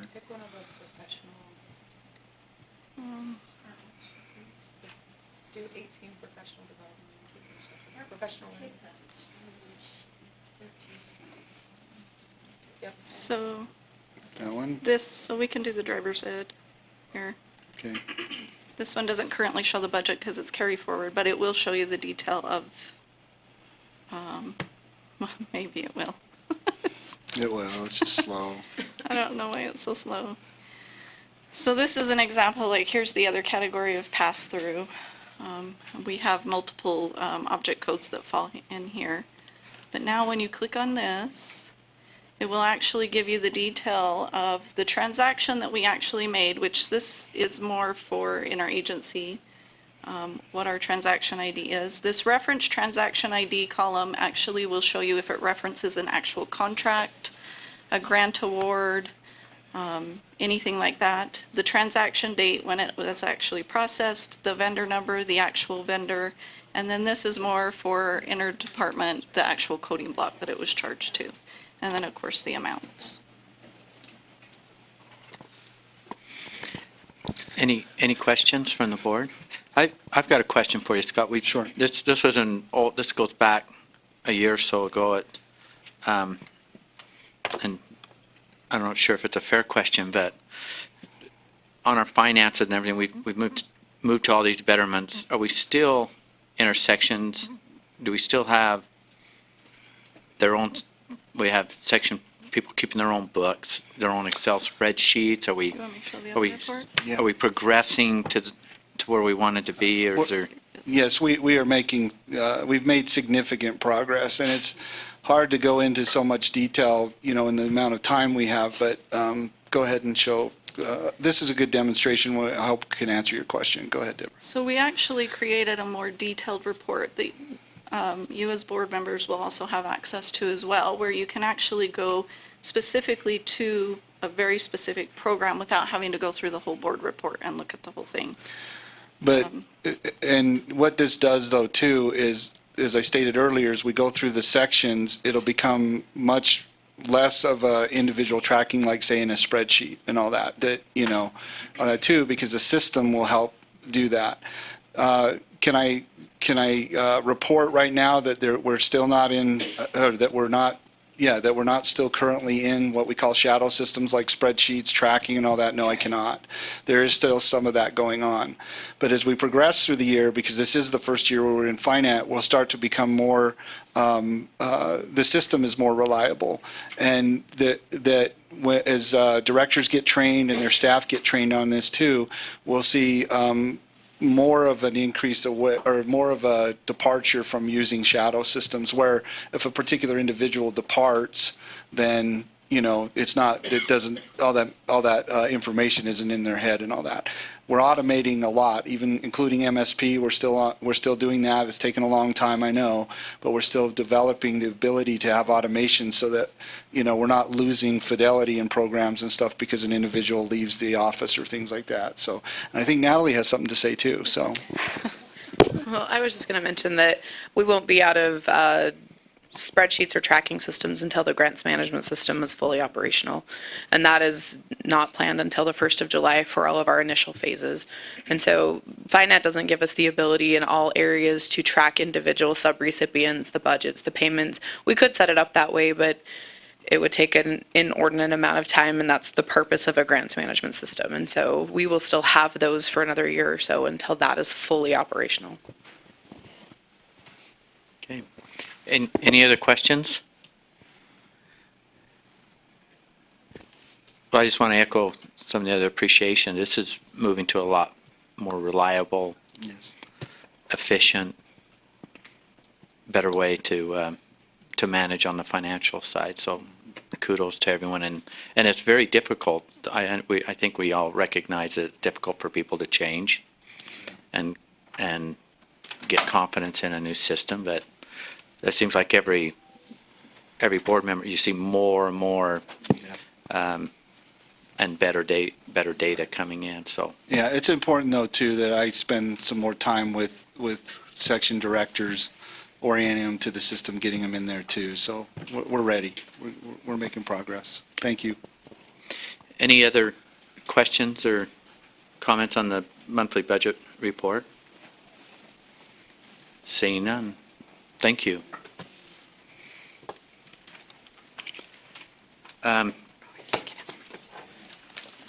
Next, we will, is there any motions for change on our strategic plan or any discussion? And then after that, after this discussion, we'll take a short break before we get into a heavy lift on our budget priorities, Superintendent. So just a couple of quick updates. We made you made motions last month that were approved and we added into the strategic plan.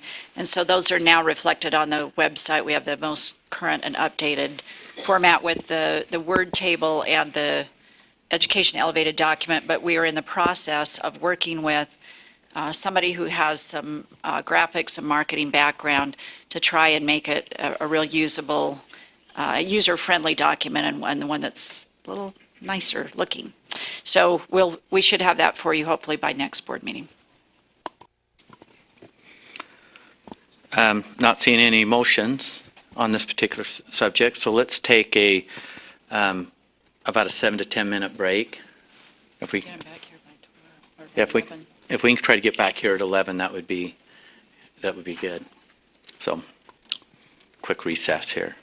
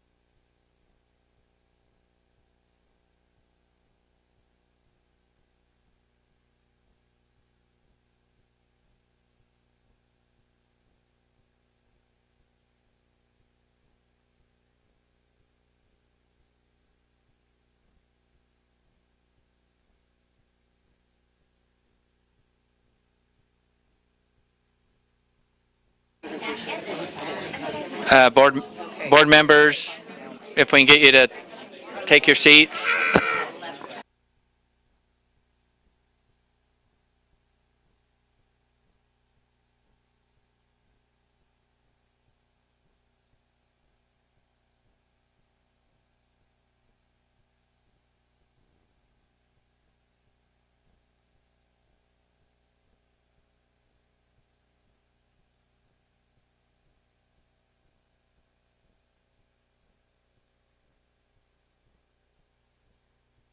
Yes. Board members, we got quite a bit to get done here in this next hour, so appreciate if you can take your seats. Next on our agenda is our fiscal year 19 budget process, and I'd like to invite, who was I going to invite? I don't see, oh, there he is, Superintendent Terry Shoemaker, if you'd come up and join, because as we're getting ready for this, just as a reminder that today we're going to try to get a good idea of where we want our budget to be, and it's going to constantly, my experience is that it's going to change as we realize how much kind of funds, and we can keep tweaking this kind of to the end, but we've got to start someplace. So I believe that we can move pretty quickly on this. Vice Chair Ellis? I'd like to make a motion that we open up the state fiscal year 19 funding guidance. Chair Huntsman put together kind of as a starting point so that we have somewhere to begin. It's in no way something that is stationary. It would be fluid as we move to amend it throughout the discussion, but it gives us a starting place. Okay, we have a motion. A second. Okay, we're going to be going to discussion, I'm sure. So if I might speak to this a little bit. In the past, there's been a lot of hand-wringing, and it's been very difficult to try to get us to even a starting place. So I took the liberty working with Deputy Superintendent Jones. I believe in your board docs, and it might even be on the other side of the screen, I've got last year's ask was in there, and created this year as a starting point, and I might have the superintendent just maybe go through items like 1 through 20 and kind of how we started and what. Okay. And where the stakeholders stood, where we stood as a board in previous actions in the last couple of months. All right, so to orient everyone, and this should be in the board docs under the agenda item, is this sheet here, which has 2 tabs on it. The tab that you're seeing right now is this year's request in the order that is being proposed to you, or that will be by way of motion, is my understanding. On the tab to the left of it is what the chair was our state fiscal year 17 results. So of what we requested. So Natalie's trying to get me up on this other screen over here so we can orient you properly. So just Hang on. It's okay. It's me. It's user error.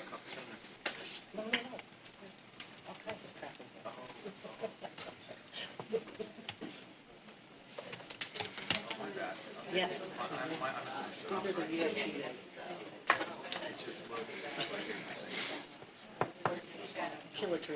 almost there. Yeah, well, I want the tracker up on that side. Yeah. Okay. So Natalie, will you back on your laptop? Will you click on the tab on the left here? Okay. Yeah, that one. Okay. So stay at the top. Go back up. Okay. So that's the summary. Right in that cell right there is as few words as possible what occurred last session. Okay, so basically the board prioritized 18 requests last year, of which of the 18, 16 were approved by the legislature. And then within those 16, some were approved even for more money than the board asked for, and others were approved but for less money. And so if you want that historical perspective, this is the tab you go to for fiscal year 7, well, what's state fiscal year 18, with the one we're in now, that was the results of the state fiscal year 17 session. Just go ahead and scroll down a little bit. So we'll just scroll down a little bit. You see some differences. The board last year prioritized a 2.5% WPU, and we were authorized a 4% WPU, or the legislature funded a 4% WPU. Then, we had the ACT priorities and all that. These were in the rank order that they were prioritized by you, the board, and we had, the point of this is, the so what of this is that this process that you're undergoing right now, as painful as it might seem, or as beneficial as it might seem, is just that, it's beneficial.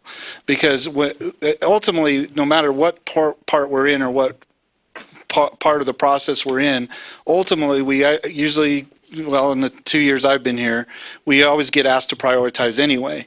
Because at this point, and Natalie can speak to this a little bit more if necessary, we don't really know what the revenue is yet. But because of the timing, because of the law that we have to put into the GOMB or to the governor's office so that he can turn around and make his proposal to the legislature, roughly maybe around the end of November, first part of December, we're on a great track here. We've had 5 months to look at the business cases and all that, so that's supportive. Now, there's going to be a few ads here, but let me just orient you to it. Any questions about the results from last session and this process that we took last year that seemed to result pretty well? 16 out of 18 requests.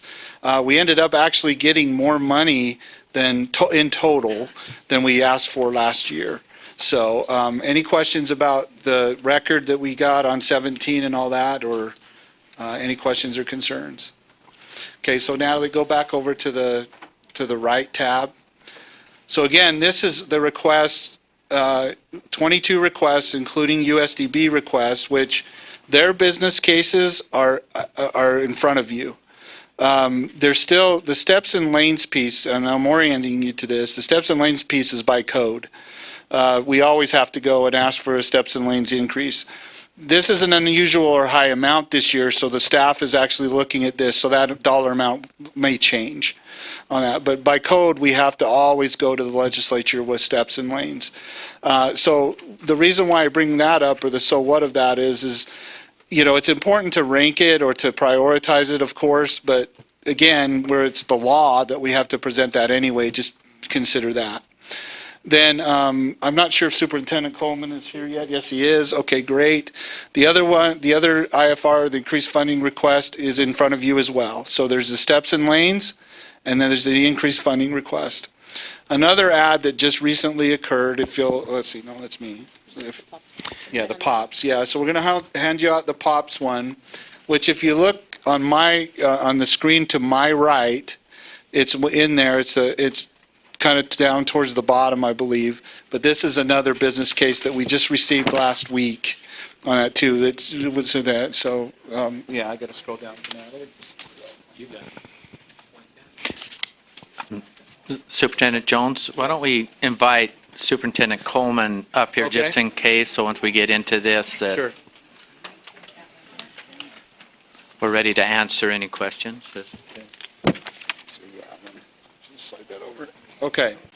Here's the other thing that you need to know for your benefit too. There was other business cases submitted. So now I need you to look at the screen to my left. Okay. So there's the JLC voted and board levy floor, the special education UPIPS compliance monitoring specialist, and the draft teaching and learning driver's education. These will not show up on 1 through 22 because there's no funding requested of them.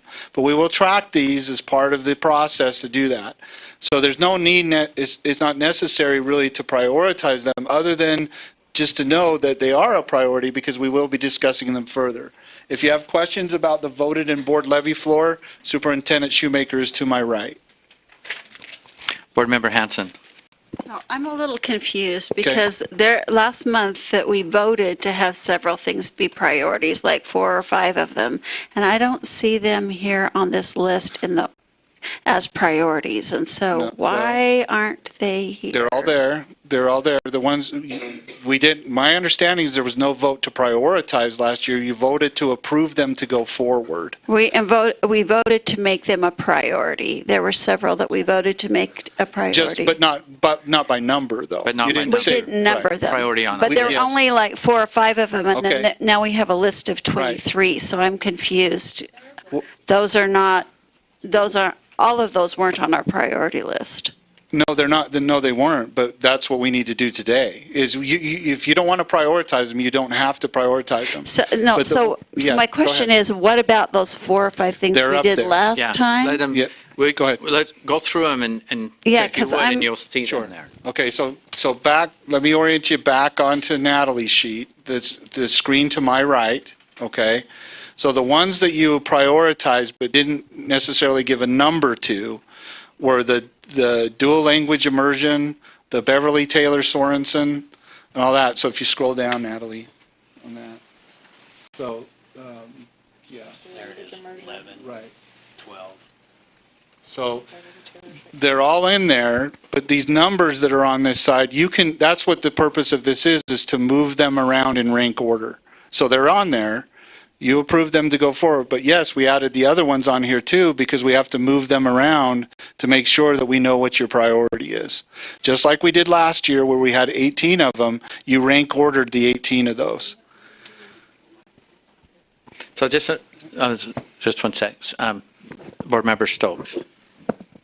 And this doesn't have to be done right now, but we ranked the 18 last year. Mm-hmm. Could you tell us at some later point what ones actually got funded of our 18 that we had ranked?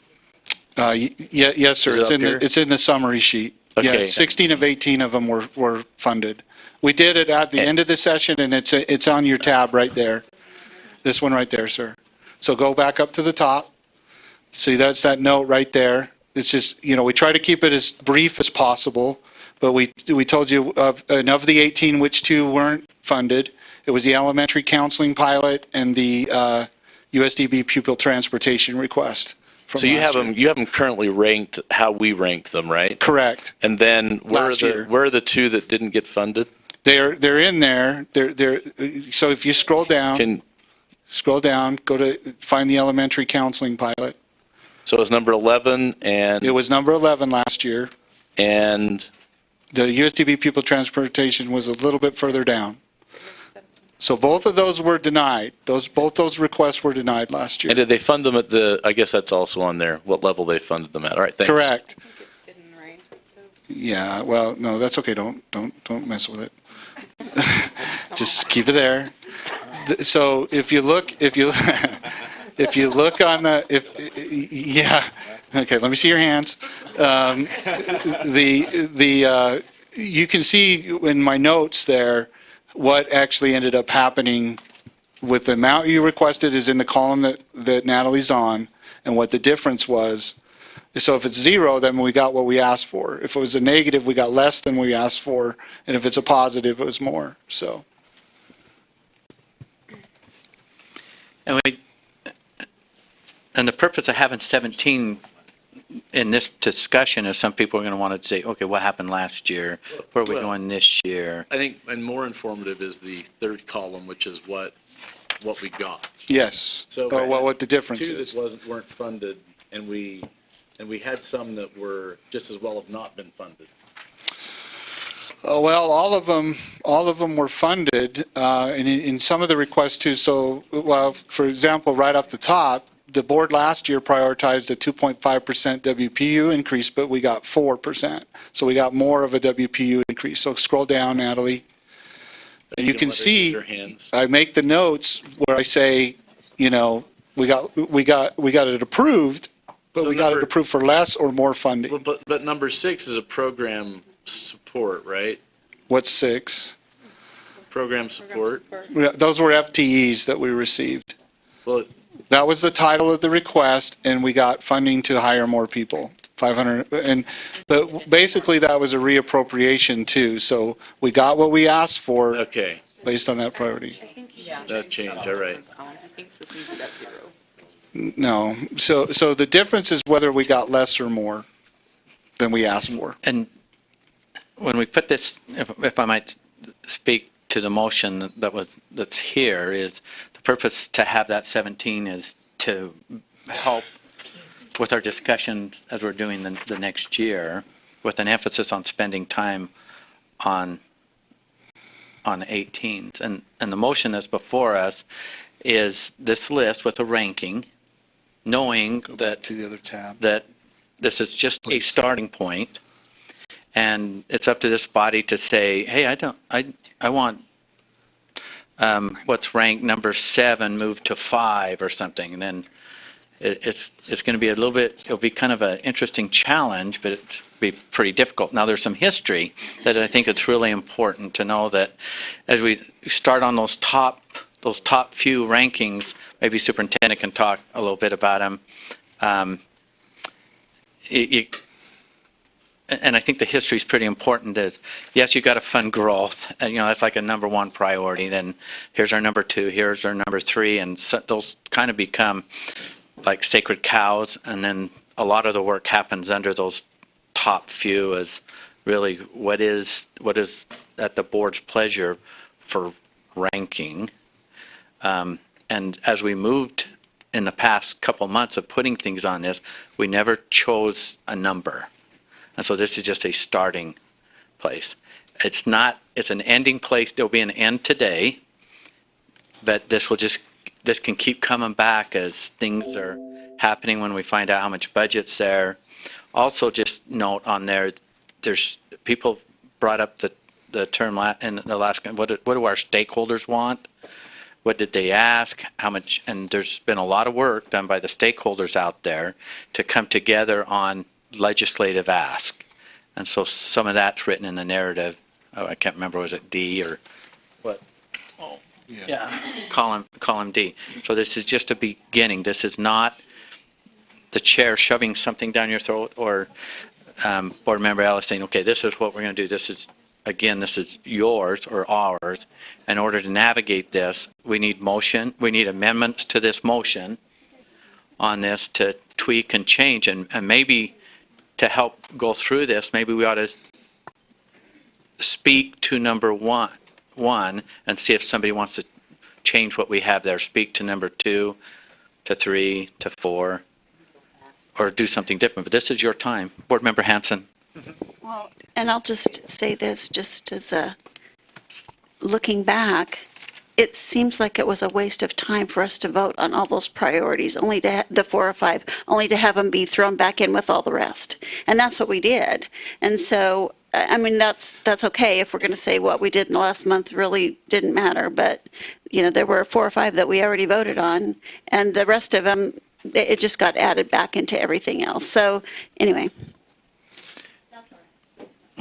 Well, and if I can speak to that, you're partially right. We spoke to them to be put into the pot, but we never put them into an inventory or into the spreadsheet of where and what was placed. And so those are highlighted there as being things that came forward.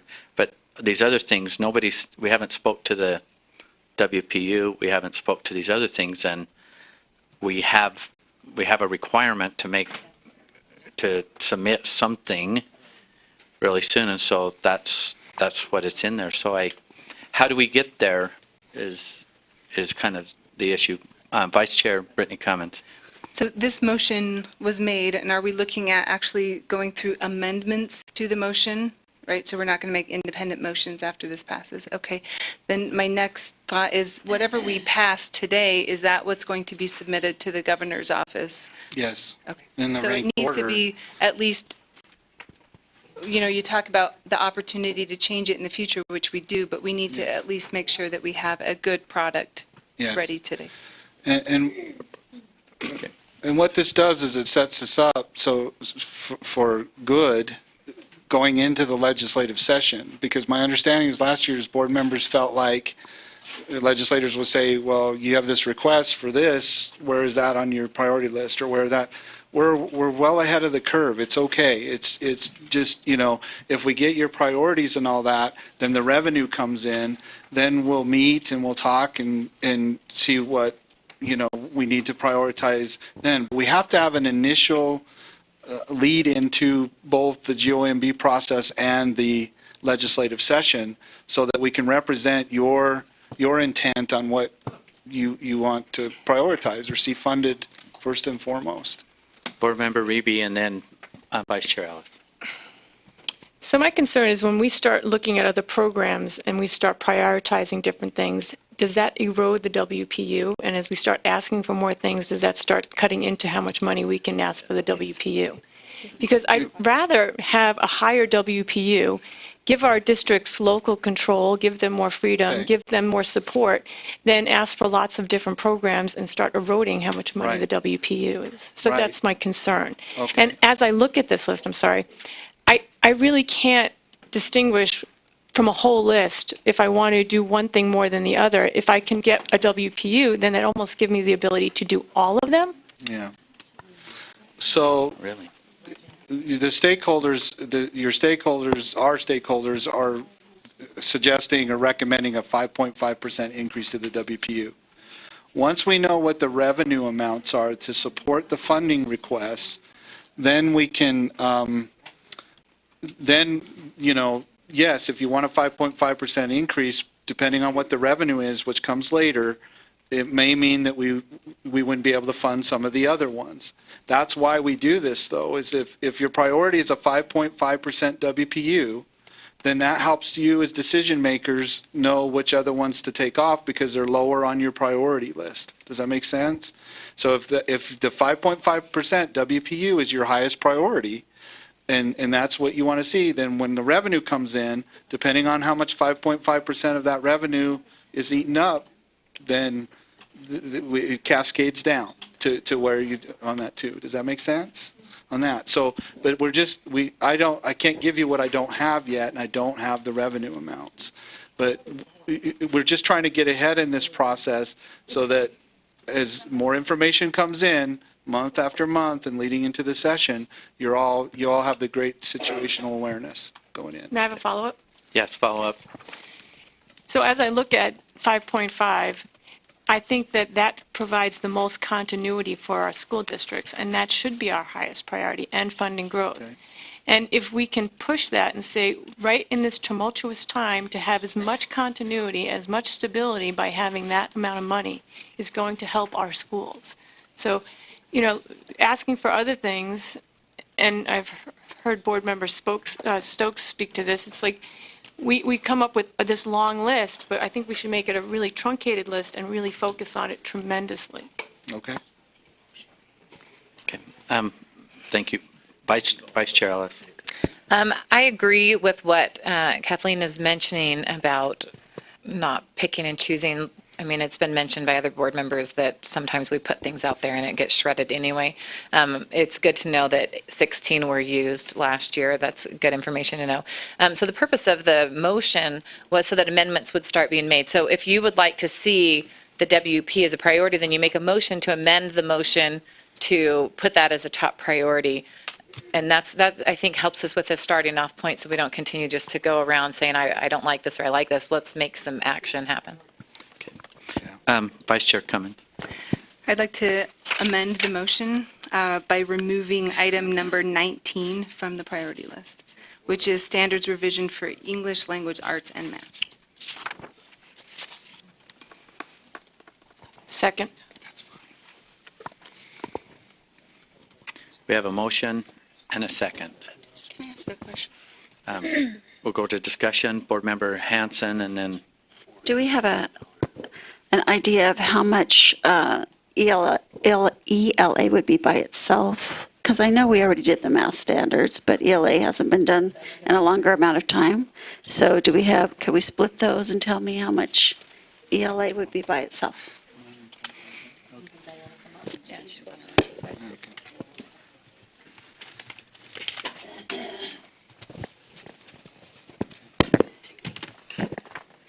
So it would be a little bit less than half. The details, I believe, are those available to the board, Scott, that from the business case? Within the business case. So yeah. within the business case, you can see all of the details of the breakout for language arts and for math.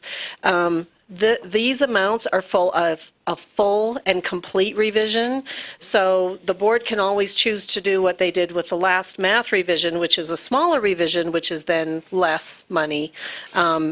The two big impacts are in assessment. So the less the standards are actually changed, the less impact there is to assessment, and also in professional developments to at the LEA level. And this amount is over a period of years, right, Diana? I mean, it's not like we probably couldn't do it all in 1 year, right? I mean, No, I would say like the complete revision and doing redoing the assessment and doing professional development would probably be about a 3-year process, with the bulk of the cost in the middle year.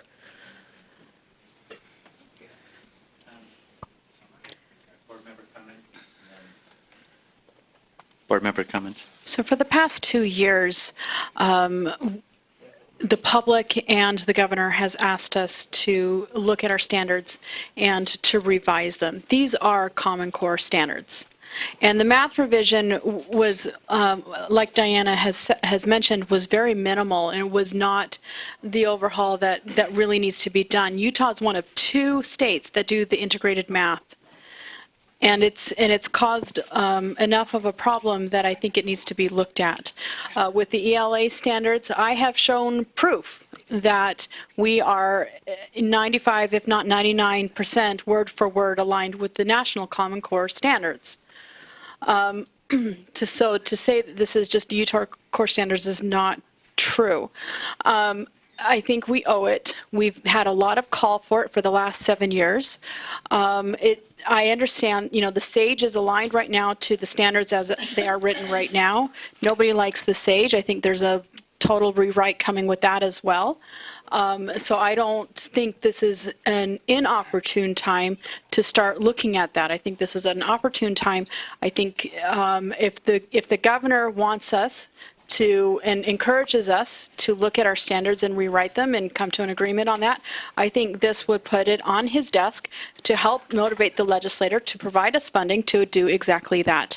I also know that there are many avenues that can be more cost effective to help with these rewriting of the standards and bringing these together, which I can discuss later because I know of some avenues there that probably the USBE is not aware of. But I think we need to look at this. The public and the governor has asked us to look at this, and now we have an opportunity. Okay, Vice Chair Ellis. I'm trying to compose myself because a topic doesn't fire me up quite as much as this one, because these numbers are very frustrating to me because I'm trying, but I'm like, sorry. And it's very frustrating because I came into this office starting in 2012 and was told that there was no money associated with these changes. Went to the governor's office, asked for independent cost analysis to be done, spent hours upon hours upon hours talking to people. And so it's so infuriating to have these numbers come to us.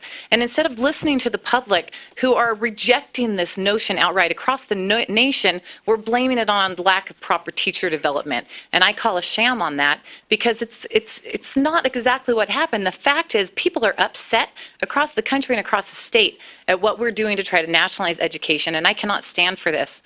And so I completely disagree with these numbers. And I think that we need to look at them from a more appropriate angle instead of trying to say that the reason why something failed was because of lack of professional development. That is not true. The people rejected this notion.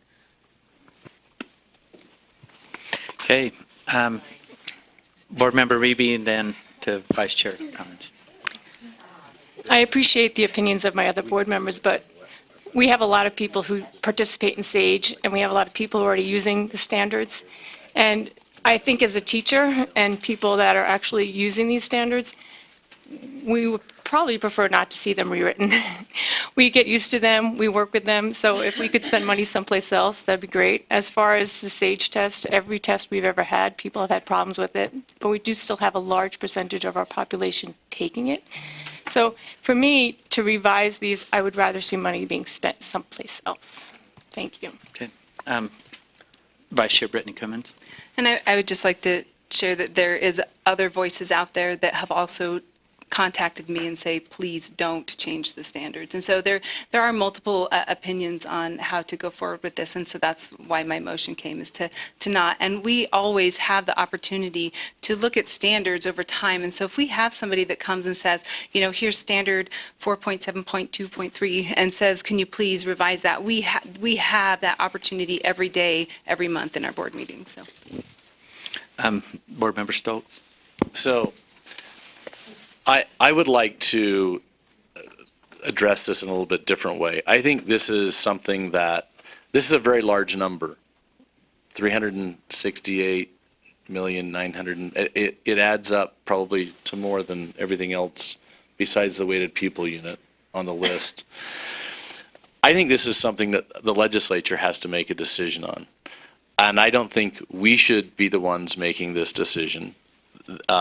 We've put the numbers together. We've done the work to do that. But I would hate to see that number damage all the rest of our numbers up the line. So, you know, in saying that, I'd move the previous question. Move to what? I'd move the previous question. She has a motion. Okay. Which is, we'll take a vote on this. It's to end debate, right? So all in favor say aye.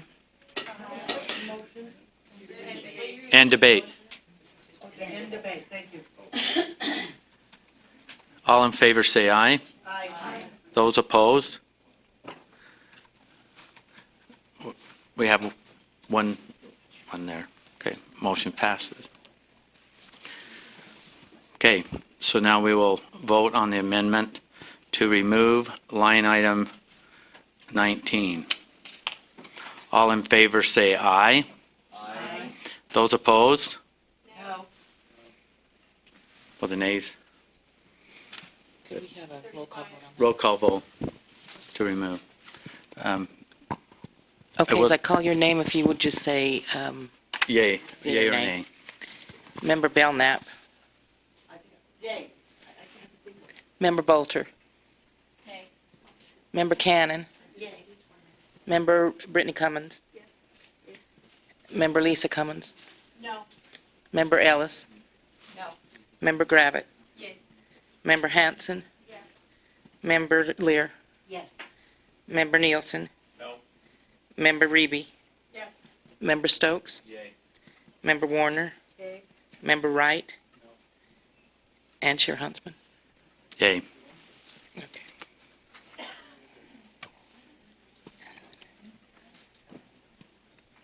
Ten to 5. It's 10 to 5. So 19 is removed.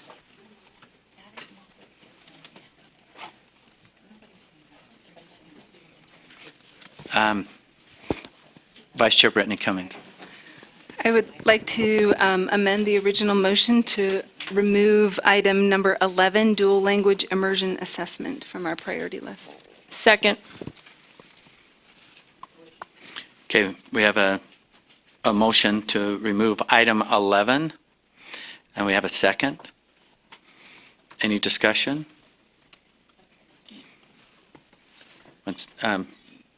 Superintendent? Yeah, I think, Natalie, this might be something that can you clarify that we have the assessment in place, we just haven't had it's a funding issue, but the assessment, I think we talked about this last time, whether it was required or not, and it's not required. It's not a state required assessment. Can you just clarify? People are kind of. That is correct. There was one-time money received to create this and to start the assessment 2 years ago, I believe. We don't have an ongoing funding source for it, and so if this was not funded, we would have to decide whether to continue to use other office resources or to cut the assessment. Board Member Belknap. For clarity, Natalie, if you know, is this the Apple test or is the AP test? To remove it? What is it called? To remove it as a priority. Diana, do you, I'm not sure which test if it's This the is one not that the goes AP with. test. It's not the AP. Okay, then it's the other one. Okay. Okay. I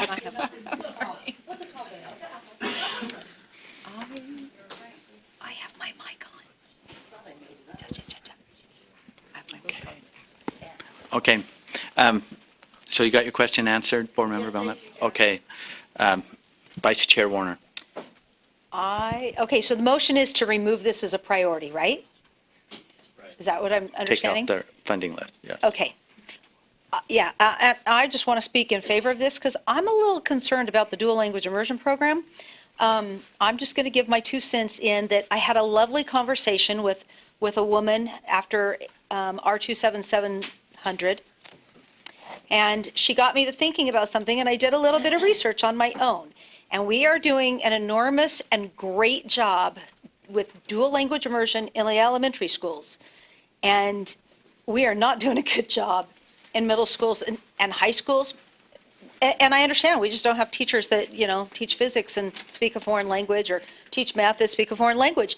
And I'm really concerned about that because I'm fluent in Spanish and I was fluent in Japanese, but I don't speak Japanese very much. So I could probably get around, but that's about it. And I am a firm believer of multiple languages being taught, but I'm concerned. So I'm very supportive of taking this off because until we get our dual language immersion program focused in a little bit better way, I hate to see us spending a ton of money in elementary schools and then only having a handful of middle schools that teach it. And then by the time they get to high school, they have to take a basic 1, 2, or 3 level class. Very few of them even offer AP foreign languages. So anyhow, that's my 2 cents.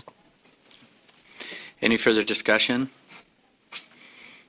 Seeing none, I'll restate the motion. The motion is to remove item number 11 from our priority list. Take it to a vote. All in favor, say aye. Those opposed? You better do a roll call on that one. Okay. Before I take any additional motions, Superintendent wants to make a comment. So I was going to insert this earlier until we started doing a bit of cherry picking. What hasn't been brought up today is circling back to the commentary from the field about what they want to prioritize. And so I appreciate that we're kind of going after these one at a time.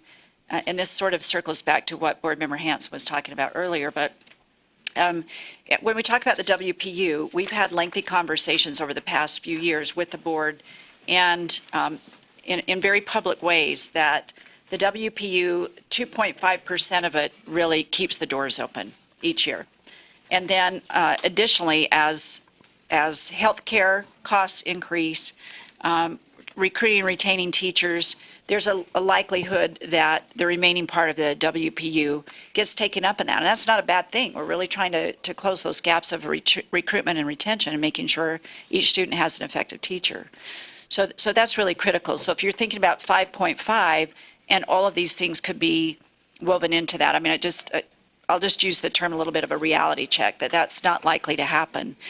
So then outside of that, what, based on your strategic plan and based on what you hear from the field, would they prefer that we prioritize? And I think we've heard loud and clear it's about growth, WPU funding growth, to and from transportation and mental health. I mean, those 4 things turn over and over and over again.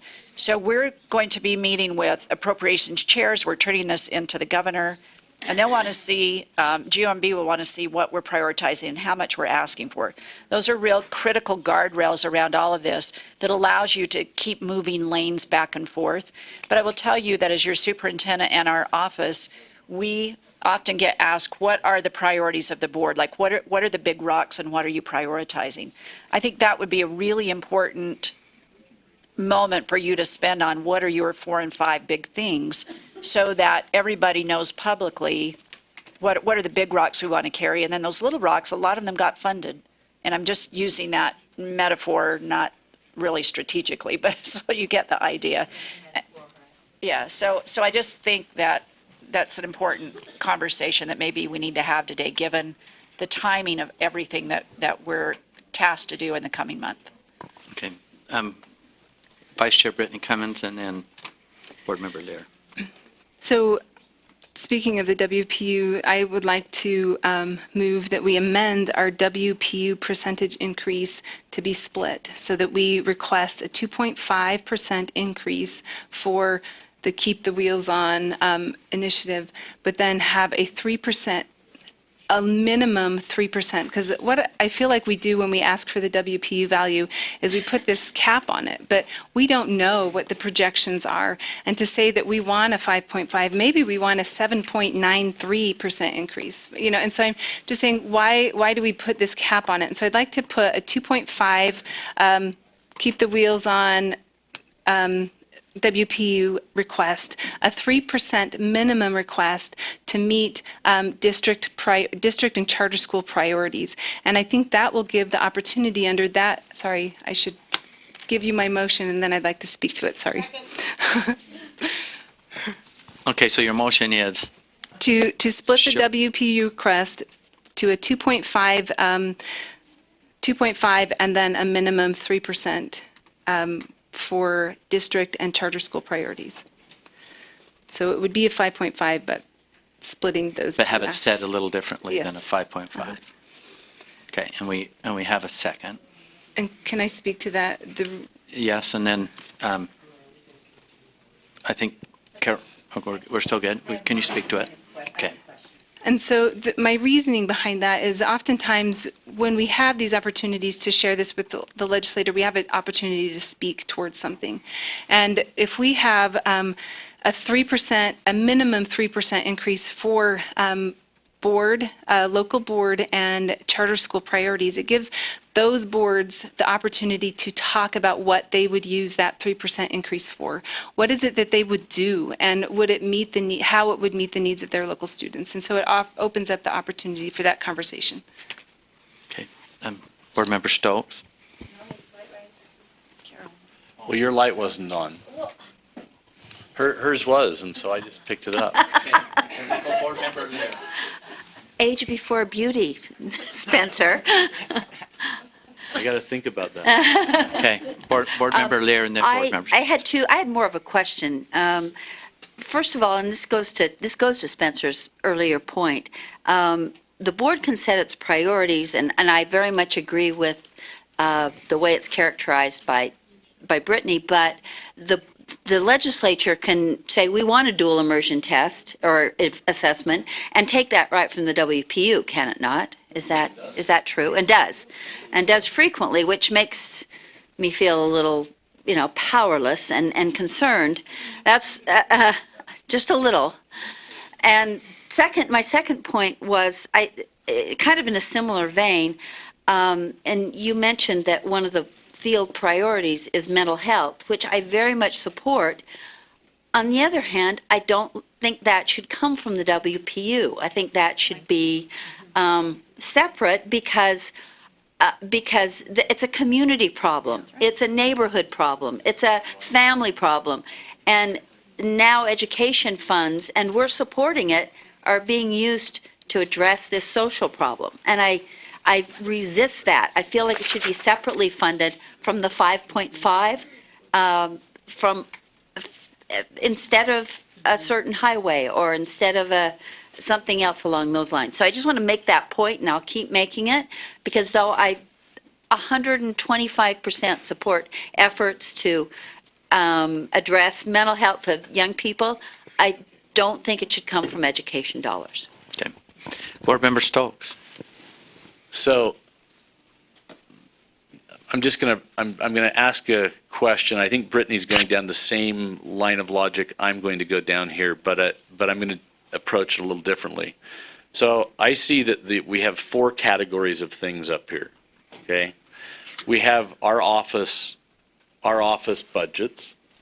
We have the Utah Schools of Deaf and Blind budgets on here. We have the WPU budget, and we have all these other items, 21 of them, something like that. What I Lot less. When you take those out, it's a lot less. Okay, so what I would like to propose, and I think it's not too diverse from what Brittany's motion was, is that the WPU, or that the USDB be broken out as its own line item, that our office in a one lump sum, that our office budget be broken out in one lump sum. We know what the breakdown is, and that the all of the other items on this list be aggregated and combined with the WPU, and that the request for the WPU be whether it's 7.5% or and submit that to the governor's office and say, we understand that many of these items came to us from pieces of legislation, right? These line item items are pieces of legislation. So that's going to happen to us anyway. We just as well call it what it is and lump it into the WPU and let the local districts manage to this.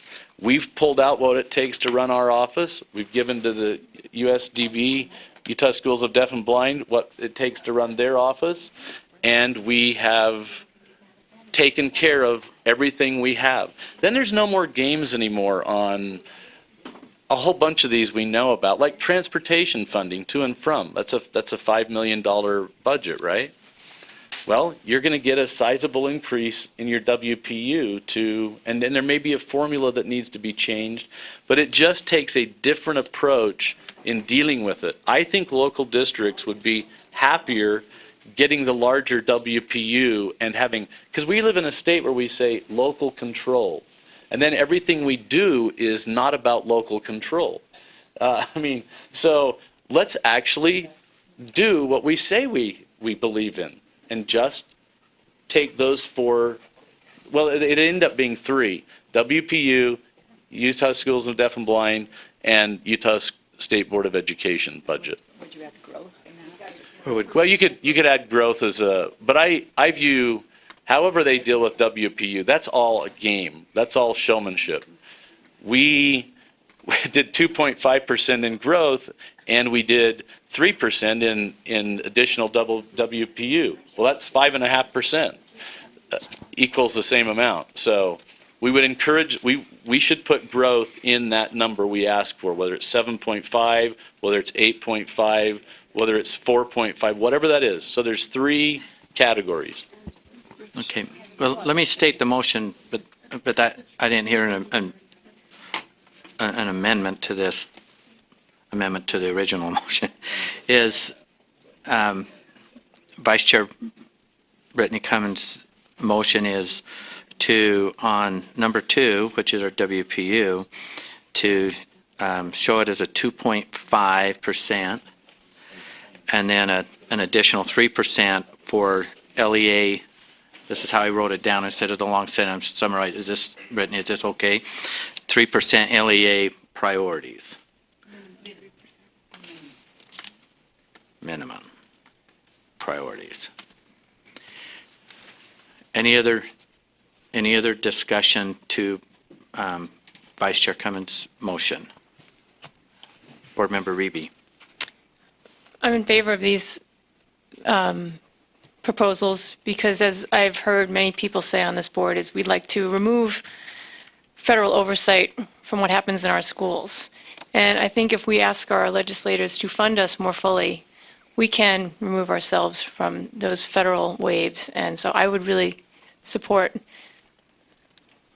really being succinct about what our WPU needs to be.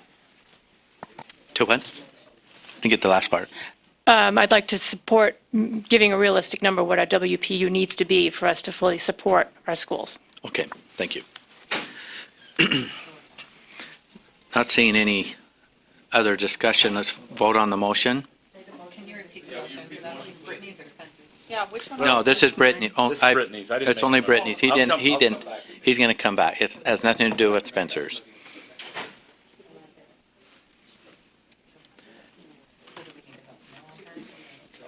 Okay. Chair? Yes. Yes. Okay, before we vote, let's, Superintendent, do you have a comment? I do. Okay. I don't know if it's appropriate before or after the motion, probably before, if that's okay with the board. Well, that's why we invited you to the table. You've been a part of a lot of stakeholder groups. Work? There it goes. All right, Terry Shoemaker, I represent the School Board Association and the Superintendent Association. Two comments. Having met with several legislators recently on our proposals, which you have in front of you, and those are enrollment growth, the WPU value increase, the leeway, et cetera, NES, pupil transportation, all of those right there, those first five come from our Joint Legislative Committee's proposals, which represent every school district across the state and voted on by our delegate assembly, which had representatives from every school district across the state. That's the first piece I want to say. Second thing I want to say, I understand Brittany's suggestion of separating out the two. We did that last year. It's exactly what the School Boards Association and the superintendents did last year, and I had confusion after confusion from the legislators as to, so what are you asking for? That came up over and over and over again. I wanted, not that I'm against what you're suggesting, I know you're going to have to explain it, more so than what's the total, what are you asking for? So that's my caution here. The fact that she's suggesting a minimum 3% is something, of course, we would be very, in addition to the 2.5, is of course something we'd be very in favor of. But we found in splitting it, bifurcating it last year, that actually was very confusing to many of the legislators, and I just wanted to make sure you knew that before you voted on the motion. Your idea of saying 5.5 may not be enough. Of course, we would support something beyond that. We get that. But I wanted to make sure you understood that that was our experience last year. Okay. Vice Chair Brittany Cummins. I just thank you for your input. I hadn't considered that. One of the things that I do want to say is, as we look at this, as Spencer's comments, is that some of these things that are here cannot be wrapped into the WPU. Their calculations won't allow for it. Transportation to and from doesn't apply to all schools. NEST school funding doesn't apply to all schools, et cetera. And so just to oversimplify, not to say that, but it is somewhat an oversimplification of the process to say that we could just throw all that into the WPU. Board Member Lear. Well, and I guess I have to say, as we vote for an increased WPU, whether it's 5% or 5.5% or something that Spencer's thrown out there, I think that I have to adjust my mindset. The board has to adjust its joint mindset to say, then we have to live with the choices that LEAs make and not audit the hell out of them because we don't like those choices. And certainly the legislature is part of that. But I feel like we have to honestly honor those choices. And I also agree with Brittany's most recent comment. I look up here in Regional Service Center funding, which I fully support, isn't really a WPU item as such. So I think there's some complications, but I also think we've got to consider if we're really going to live with the choices that LEAs make. Okay. Board Member Hanson. Well, and I don't think it's LEAs that are going to be making them. It's the legislature. And if we don't say what our priorities are, and we just say they're all WPU, they will go through and make those decisions for them, and we won't get any input. And so that's what's concerning to me. Okay.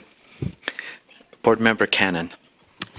I'm persuaded by what Mr. Shoemaker has shared with us. I think that we would be best served by going forward with the 5.5% WPU because it is easier to understand by legislators, and also it puts us in alignment with what other educational entities have been supporting.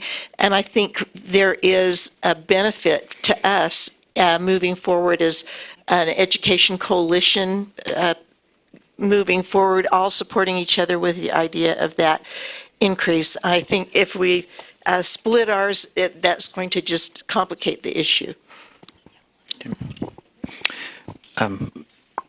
Did you have another one? Okay. Vice Chair Brittany Cummins. So I too have been persuaded and will be voting no on my motion. However, I don't think I can't, so that's why. No, it's on. No, it's been put in second. No. However, I do think would like to look for maybe another motion that would add the word minimum into that 5.5% increase. So. Okay. Well, okay. Vote and debate. All in favor say aye. Aye. Those opposed? Okay, let's go to the motion. All in favor say aye. Oh, the motion was to under line item 2 to on the WPU change it to a 2.5% increase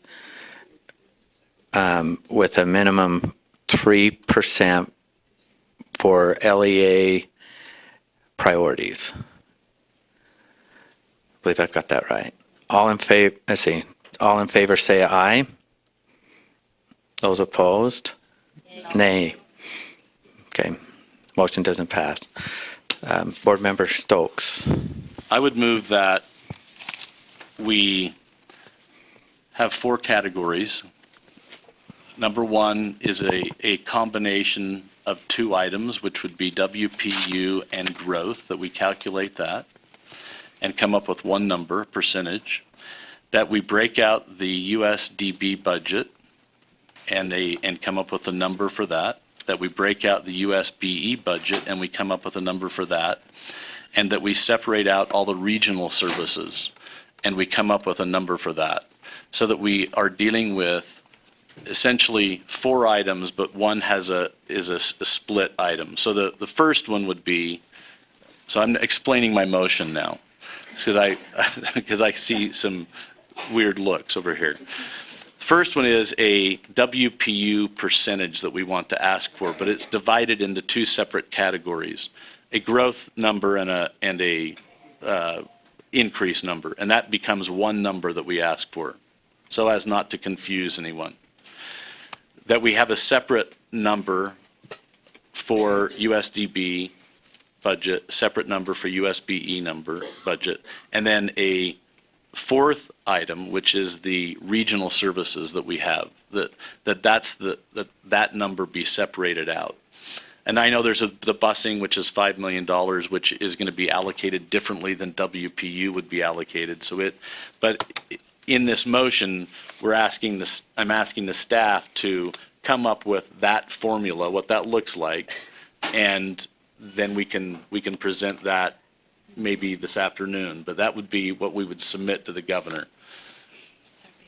So it'd be simple. It gives a lot of control to the local school districts. It says exactly what USDB needs. It says exactly what our office need is to run our office, and it says exactly what the regional services are that are done, divided up differently. And then we're ready right now. Well, fantastic. Let's see if my motion passes first. Okay. We can do Okay, we have, if it passes. well, we have a motion. Do we have a second? I have a second and a talk to it. You're seconding and you're the second? Yes. Okay, and I have a speaking. question as well. Okay. Right. I don't know if this is to Spencer or to Scott, but Spencer, in yours for the USBE office, then they would take their business plans and they'd put that in and add that up of all the business plans that were put in. That would be part of this here. And then are you keeping NEST funding and regional service centers in one chunk? Or are you not NEST funding? That's going to be determined by Okay, all what right. Scott says. Okay, thank you. Already. Thank you for clarity. We would keep the integrity of the titles, but put them in that category. So what Board Member Stokes has done is provided categories, and then we would put them by name in that category, which would be regional. Board Member Hanson. Hi. And then Board Member Lear. So again, I think that, first of all, Spencer knows a lot about it. He's a lobbyist. He's at the legislature. He works at the legislature, so we need to keep that in mind. Okay, so I also want to let you know that though that sounds good, the legislature is not going to give it all in the WPU. And by saying that we want it all on the WPU, then we give up our priorities. We are not setting any priorities. And so that's allowing them to make all those decisions without our input. And so last year, we got all of the things funded except for 2 that we wanted as part of our priorities. I think we need to show what our priorities are, because they're going to ask us if we put it all in the WPU, then they're going to feel free to do whatever they want without our input. Okay, Board Member Lear. I think that Laura's question addressed my concerns, and I just want to make sure that by regional services, you mean regional service centers, transportation, NEST funding. Is that right? That's correct. Would that be accurate, Scott, too? Yeah, that's the title of Board Member Stokes's category, right? So what I would say is yeah, they can be in there, but we would keep the integrity of the names. Like we would say NEST funding, we'd say. Because the way they're distributed. Yeah, is we'd so say non-WPU. Right. What would non-WPU be better? Yeah, I'm talking about the items that are formulaic that are different than WPU. I know what. Yeah, okay. I know what you mean, but it's not We like can say that. pornography. We can title it non-WPU. Can't define. We could say non-WPU external, because that means it would go out of the office. It wouldn't be in the office budget. And then we could say non-WPU internal, which would be stay in your office budget. Looking for some more support here. Yes. Yes, okay. So, yeah. We need more specific. Yeah. I think it needs, oh, well, if we've got, let's see, who else has got their light on? Oh, I do. I think it's got to be more specific, a little more specific than that. Okay. I'm just trying to come up with it. Well, how about if we do just call that one category non-formulaic, or formulaic non-WPU? It's a different formula. Okay. Superintendent, will you weigh in on? Thank you. And I understand, I think, what Spencer's trying to do. He's trying to put it in a category that you can lump it together and look at a dollar amount that way. That can make some sense. The issues that we have up here, let's talk about the Leeway Program, the NEST funding, and pupil transportation and regional service centers. Every one of those are below the line. Okay? Every one of those are line items that the legislature considers every single year. And they consider them one by one. So when the Appropriation Committee meets, they're going to talk about the Leeway Guarantee programs and how much money is needed to continue the guarantee. We're asking them to expand that by taking the basic rate and setting a floor for that and let that happen and let that grow so we can continue to grow the guarantee program. NEST funding is also a below the line item, okay? Again, and it does have a formula that's instituted here at the State Board of Education. Pupil transportation is formula driven too, but again, that's also created through rules here as well as some in state statute. The point I'm making is that you cannot ignore these one by one when they actually happen on the Hill. That's the point. I understand. I think he's trying to create categories to consider the budgets in that way. I get that. But don't forget the fact that every one of these and the purposes for every one of these is to increase equity and provide greater opportunities for students to succeed across the state. Vice Chair Brittany Cummins, and then Board Member Lear, is your light on for a comment, or it must be just on? Okay. So I'm going to speak against this motion. Thank you, Spencer. But I like the intent of it. But I think what he's trying to do is saying we want to prioritize the WPU first and foremost. But in the end, it really doesn't do that. If we have these non-formulaic, I think we can identify them, put a star next to them, color code them, whatever. But your motion would actually reduce our ability to prioritize within those categories. So if we have non-formulaic below the line items, if we want to and I'm not doing anything, I'm just using words here. If we say we want to prioritize NES over regional service centers, then we wouldn't have that opportunity if we lumped them. But that's exactly what I'm saying. Because we know that we're going to get those, right? We know the legislature, and for us to sit here and debate if number 6 should be above number 3 in this overall budget, it doesn't make a lot of sense. Let's call it out what it is. It's in a formulaic category. We'll have the sub-items underneath that, but we're not prioritizing them. We're saying we have to have all of those to make education work. We have to have the bus funding. And so, but what you're doing is you're removing it outside of this, which is more important than the other. Because I don't care what you say, if I'm number 11 on the list, and somebody else is number 2 or 3 or 4, they think that theirs is above it, and it's not. It's just different. And these are 4 simple things that are all very unique and different that have items that can be put under them. And it will also keep our commitment for local control, and if the legislature wants to break out local control, then they can be the ones that make the determination that they want to do something other than local control. Because the statement I'm making is, we believe in local control, so let's WPU this to the districts. If the legislature wants to do something else, then they can break faith with that philosophy. Vice Chair Brittany Cummins.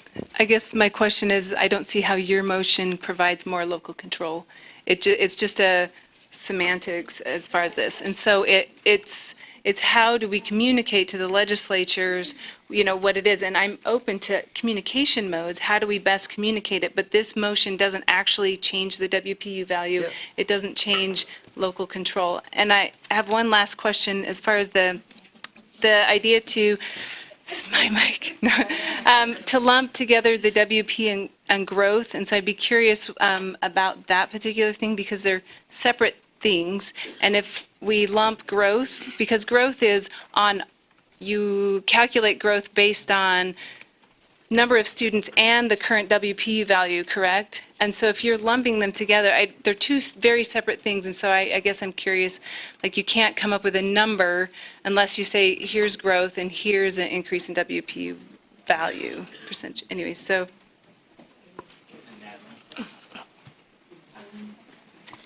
So Board Member Cummings is correct that we would still have to present 2 separate numbers for growth versus the WPU, and the WPU, not versus.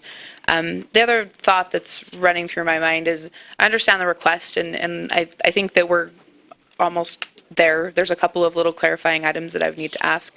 The concern that I have is that whether we have 4 categories or 10, at the end of the day, right before Executive Appropriations Committee time or Public Ed Approps time, when the legislature is setting priorities, they're going to ask us in category 4, what is the board's first priority? If category 4 is $54 million and they have 10, which one does the board want funded? And if I don't give them an answer, then they will decide. And so I just want you to be aware of that, is if there aren't priorities attached, then someone else, maybe not you, will have input into that decision. Board Member Reby and then Board Member Stokes. So I'm asking for clarification from Board Member Stokes. The first category would be the WPU, and then the next category would be stuff that's already in statute that has a formula. So that's going to be funded, right? So my kind of question is, when you fundraise in a school, do you prefer to get, hey, give me $100, or do you prefer to have 700 little fundraisers? So there's a lot of success in just asking for one big lump sum. And if we are going to break it down into little pieces, then we're constantly asking for money. And I think that would give us time to take the big 2 chunks out of the way and then prioritize below that. And I do understand the subcategories, but part of me realizes that there is going to be a certain amount of money that's going to be spent no matter what. So I don't. Does she have a question? Was that your question and you're asking that? So my question is, we do have two chunks of money that we pretty much know already. The WP is the money we're going to ask for, and then the second one is all stuff that's in statute that already has a formula attached to it, right? No? No. Oh. Well, That's not what's being. Isn't that what you said, though? Well, there is that formulaic, and I'm not saying that this is a change. This is actually kind of a massive change. And the massive change is we're saying to the legislature, we know that you fund these items. What we're saying to them is, we would like you to fund this category. And we, shockingly, who are elected by the people to run the State Board of Education, are going to decide, based on that number you give us, whether, if you just add these four, leeway guarantees, NES funding, pupil transportation, well, let's just add those two. Or those three. That's $20,500,000, right? Those would all be in this this formulaic category. The legislature is always going to come up with a number. This is what we have. This is what we can afford, and we're going to give you $12 million. What I'm saying is, if it can't be the local folks doing it, I would rather have us say how we're going to split up that $12 million in those formulaic plans. So this is a change of with the trying to change with the legislature, that they have some faith and trust in us that they can give us a number, and we're going to go figure out how to divide it up there. Because I actually think the next step closest to the people on education after local districts is us, not them. Because we're in the trenches and we're doing this every day. So it's a shift in, I know it's going to be mind-blowing to them. You really want us to give you one number and you're going to go decide? Doesn't seem right to us. But I think it is more local control, and it is in the trenches. So I'm not saying that they're not going to, yes, in our formulaic category, there's going to be line items in that. But we would like to have the leeway, this is what I would pitch to them, we'd like to have the leeway for you to look at each of those line items and come up with a funding number for that formulaic, but let us deal with that. Okay, Vice Chair Ellis and then Hanson. Comments. I like this proposal, and I also would like to make just put it out there that we don't have to have this completely formulated today. And I think that it's important to know that we need to get something to the governor's office, and I think that this is a good starting point. And then if you have things under a category that you want to prioritize, then that can happen. But I actually agree with Spencer Stokes. Let's push for more local control. And one thing that I'm concerned about is, as I've been going to the USBE meetings, and they're pushing for the 5.5 WPU increase, but then at the same time we have people talking about increasing it for with the argument that we're going to reduce federal strings. But what I'm hearing as I'm going out listening to the commentary from at those meetings is they're looking at new programs that they could implement. And so I think that we need to be clear on what we're asking for with an increase, and is it for new programs, or is it to help eliminate strings attached at the federal level? So for me, I know which way I lean, and I know which way other people lean, and so I think that that's a debate that needs to be had also. Okay. Board Member Hanson, and then. One thing that I think new board members need to know, that we've gone to the legislature with a request for the past 2 years saying, give us this chunk of money and we'll decide how it's spent, and they've said no. So it's not like it's not been tried. We've tried it every year I've been on the board. So. Okay. Board Member, Vice Chair Brittany, comments, and then. And I would just like to reiterate that, we keep talking about this local control, but this motion doesn't provide any additional local control. The local control that we have is that we have listened to our constituents, and they have said, we need $5 million in to and from transportation, right? That is what they have said. If we lump it and then bring a decision later, then we've reduced the local control. This is our opportunity to use a number based on information and data and say, this is what we need. It's a specific request based on local control. It's not, I mean, if we need something in the WPU, I agree entirely that the most money up there belongs there. But these are specific programs that don't belong in the WPU. And so I'm not talking about other random programs. That's a totally separate conversation.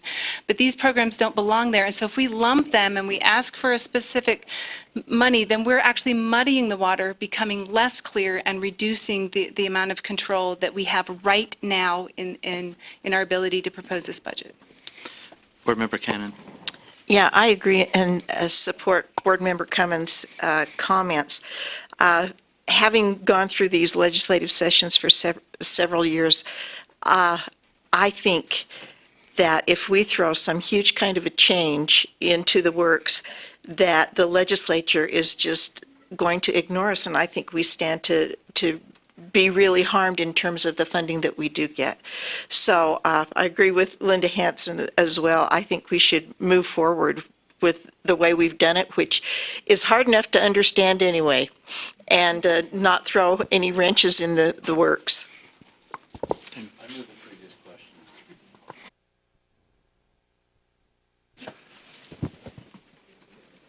I would move the previous question. Board Member Spencer Stokes.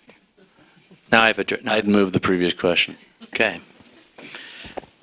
So let's end debate. We'll vote on it. All in favor, say aye. Aye. Those opposed? Okay, let's vote on Board Member Stokes' motion to break this into 4 categories. Do I need to list them? Okay. All right. All in favor, say aye. Aye. Those opposed? No. Okay. Let's do a roll call. There's motion for the categories. Okay, Member Belknap. Aye. Member Bolter. Aye. Member Cannon. No. Member Brittany Cummins. No. Member Lisa Cummins. Aye. Member Ellis. Aye. Member Gravitt. No. Member Hanson. No. Member Lear. No. Member Nielsen. Aye. Member Reby. Aye. Member Stokes. Aye. Member Warner. Aye. Member Wright. Aye.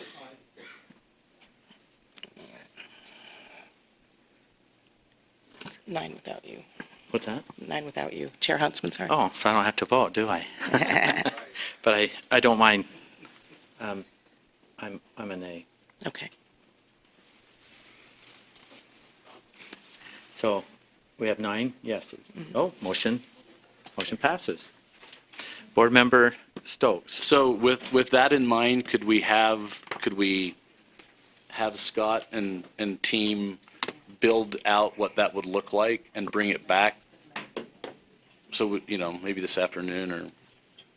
Yeah, I would be glad to bring it back if we have time. Hopefully we'll have time. We will squeeze that in. Okay, is there any, so it probably wouldn't best serve us to take any more action until we see what that looks like. So.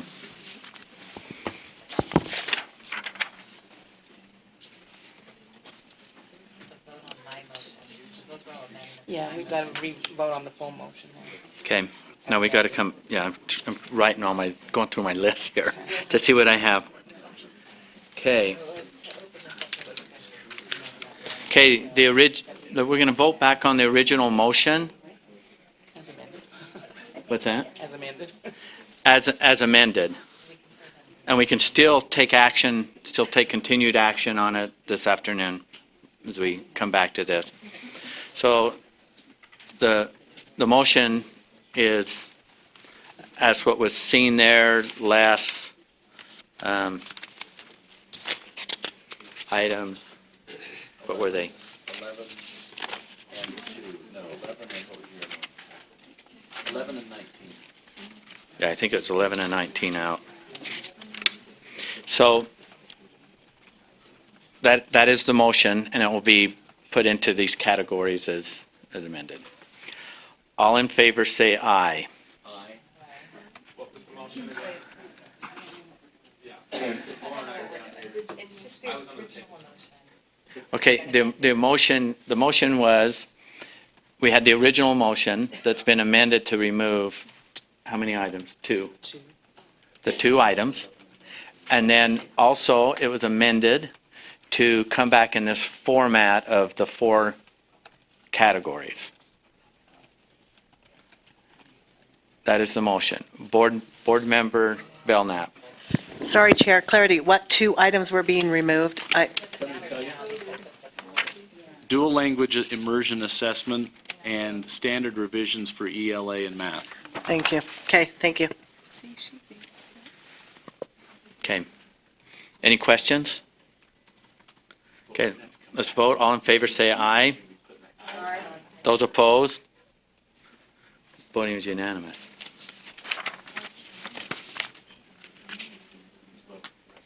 We're running way behind, but let's take care of proposed action number 8, which is the Dixie Montessori expansion request. This was is Jennifer Lambert here?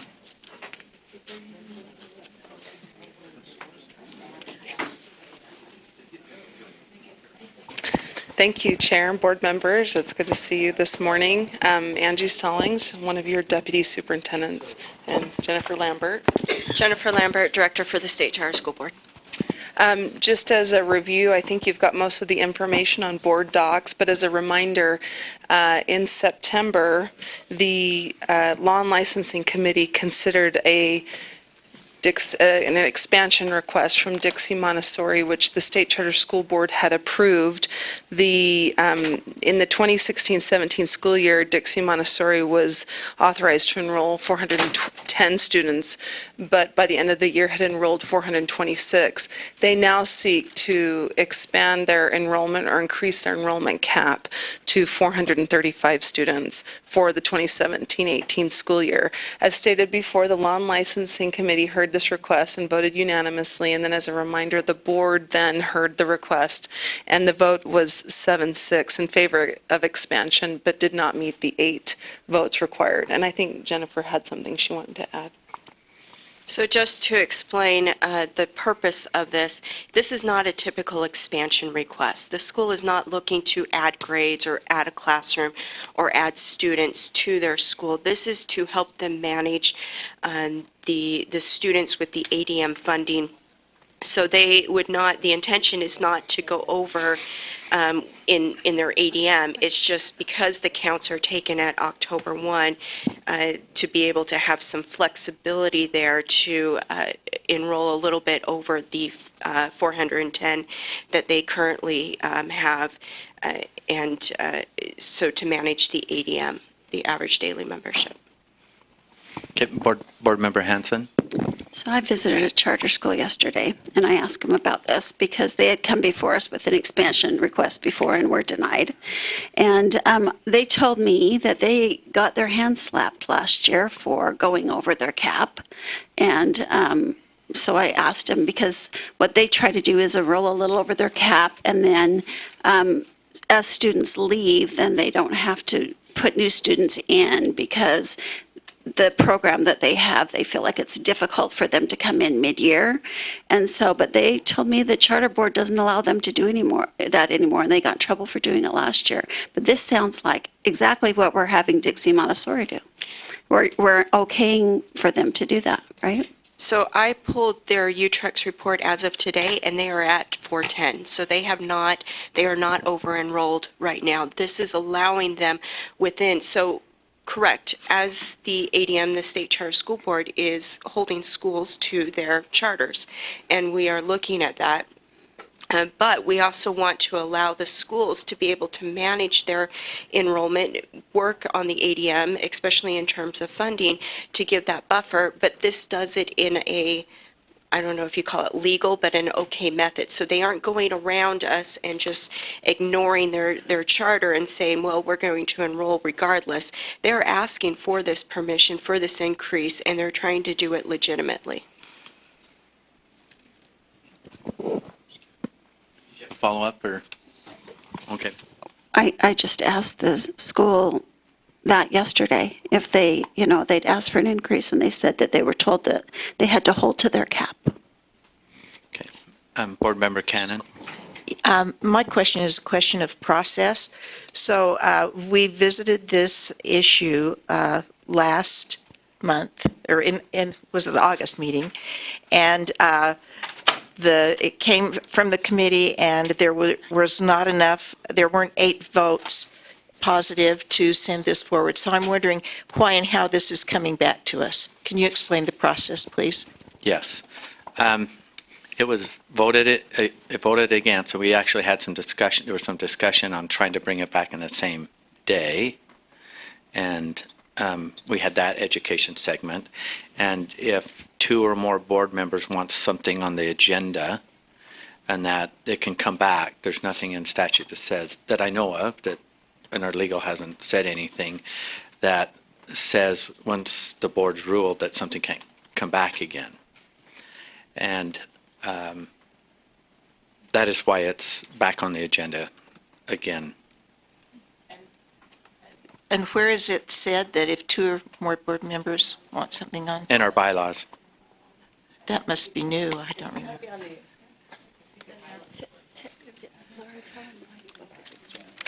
Yeah. Okay. Just one sec. Board Member Belknap. Thank you, Chair. It goes along with what Member Cannon asked too. I thought it had to be with it included with the opposing or the winning side. How does it go? Predominant. If you voted on the predominant side. Then that predominant side could bring it back. Lorraine, help me. The prevailing. Could bring it back the same day. Prevailing. Thank you. Yeah, in the same meeting. Okay, so then may I continue to follow up on what Jen asked, because I have a question about process. So if it doesn't pass or passes, whatever, so every meeting somebody could say, well, no, I didn't like that, so we just keep bringing it back because an outside entity wants it, or somebody here, we just go over and over and over again? Is that the deal? Yeah, if two or, it's up to the chair can put it together, but if there's 2 or more board members want to bring something back. And so this didn't come from the state charter board, this came from our board members. That is correct. Thank you, Chair. This is driven. Okay. So so is there something saying that those 2 members have to be on the prevailing side in order for this to come back? Not to come back. No, that's only on the same day. So is the prevailing side in Robert's rules for reconsideration? On same day. That part's in Robert's rules. If it's after. then it just takes 2 again, according to the bylaws. Sure. With all of our board member Reeve. And then. I've been waiting patiently. So this has nothing to do with process. I went back this morning at 4:30 and watched the tape. And there's a couple of questions I have about this charter school. First of all, this is the only charter school. This is the only school that I could find in Washington District that is failing, and failing by a significant amount. Somebody said that their demographic was similar to the demographic around them, or no, it was a higher ELL population. I couldn't find any evidence of that. So when we look at these scores to see how much below they are their peers, there's no evidence that says their ELL population is higher than any other school around them. The other thing that was said in the video was that we were looking at stuff that wasn't in compliance. So we had six charter schools, and 4 of them were over-enrolled. I have some problems with that because when we over-enroll our charter schools and when we don't have fixed numbers for our schools, we create lots of problems in our neighborhood schools. I work in a neighborhood school, and I understand the choice of charter school people, and I am not opposed to that. But the choice of our people who go to the neighborhood schools is to have consistency and a nice experience for their children as well. we had 10 kids not enroll in our school, and we had to disrupt 5 classrooms. That's 30 times 5, 150 students that had to be moved around because we have this flexibility. So in the videotape that I watched, it said that these people were enrolling. They didn't have the numbers. They were going back and we were giving them the numbers after they had already enrolled their students. So now the neighborhood school or wherever they think they're going to doesn't have those students when school starts. So I'm okay with people going to charter schools. I'm okay with the choice, but we have to have more consistency for every school. So if that's not the case, as Jennifer has said, but then Linda spoke to them, is this a fluid number, or were we out of compliance? Were they asking to have the number said? Because in the videotape, it said that they already had the kids and they needed to put the number there so that we could accommodate them. That was what it was said. Correct. So in past years, there has been a lot of misunderstanding among charter schools of what the enrollment cap applies to. Does it apply to your October 1 counts? Does it apply to your ADM? Does it apply to what you end up with by the end of the year? So there's kind of the perfect storm. 2 things happened around the same time. You had the change in funding that went to ADM. We had a number of schools that by quite a bit over-enrolled. And so it became an issue of, well, what do the caps apply to?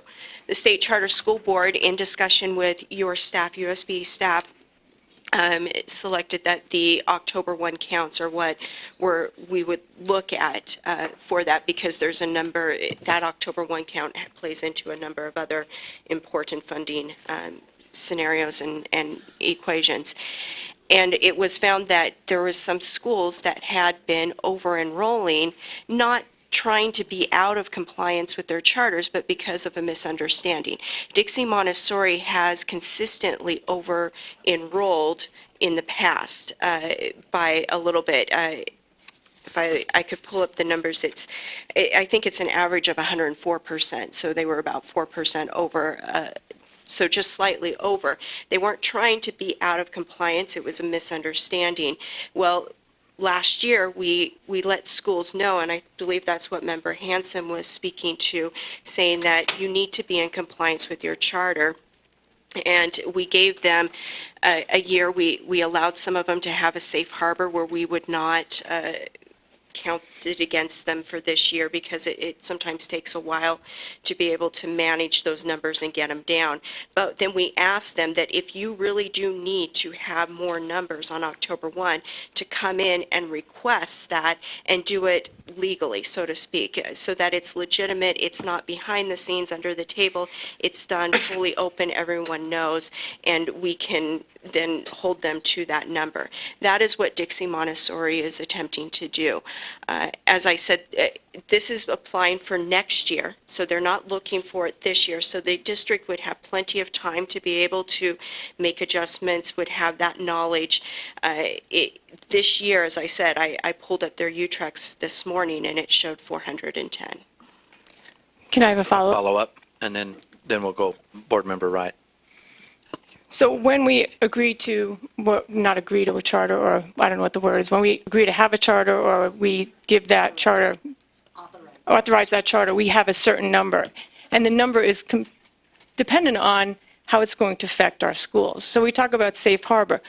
We have to have safe harbor for every kid in every school. I mean, we shouldn't be having certain schools impact other schools negatively, and that's kind of what I'm seeing. So I just feel that this school, if they're over-enrolling and then they're saying, oh, can we have these students later, that's not really in good faith, and that's not safe harbor for our neighborhood schools.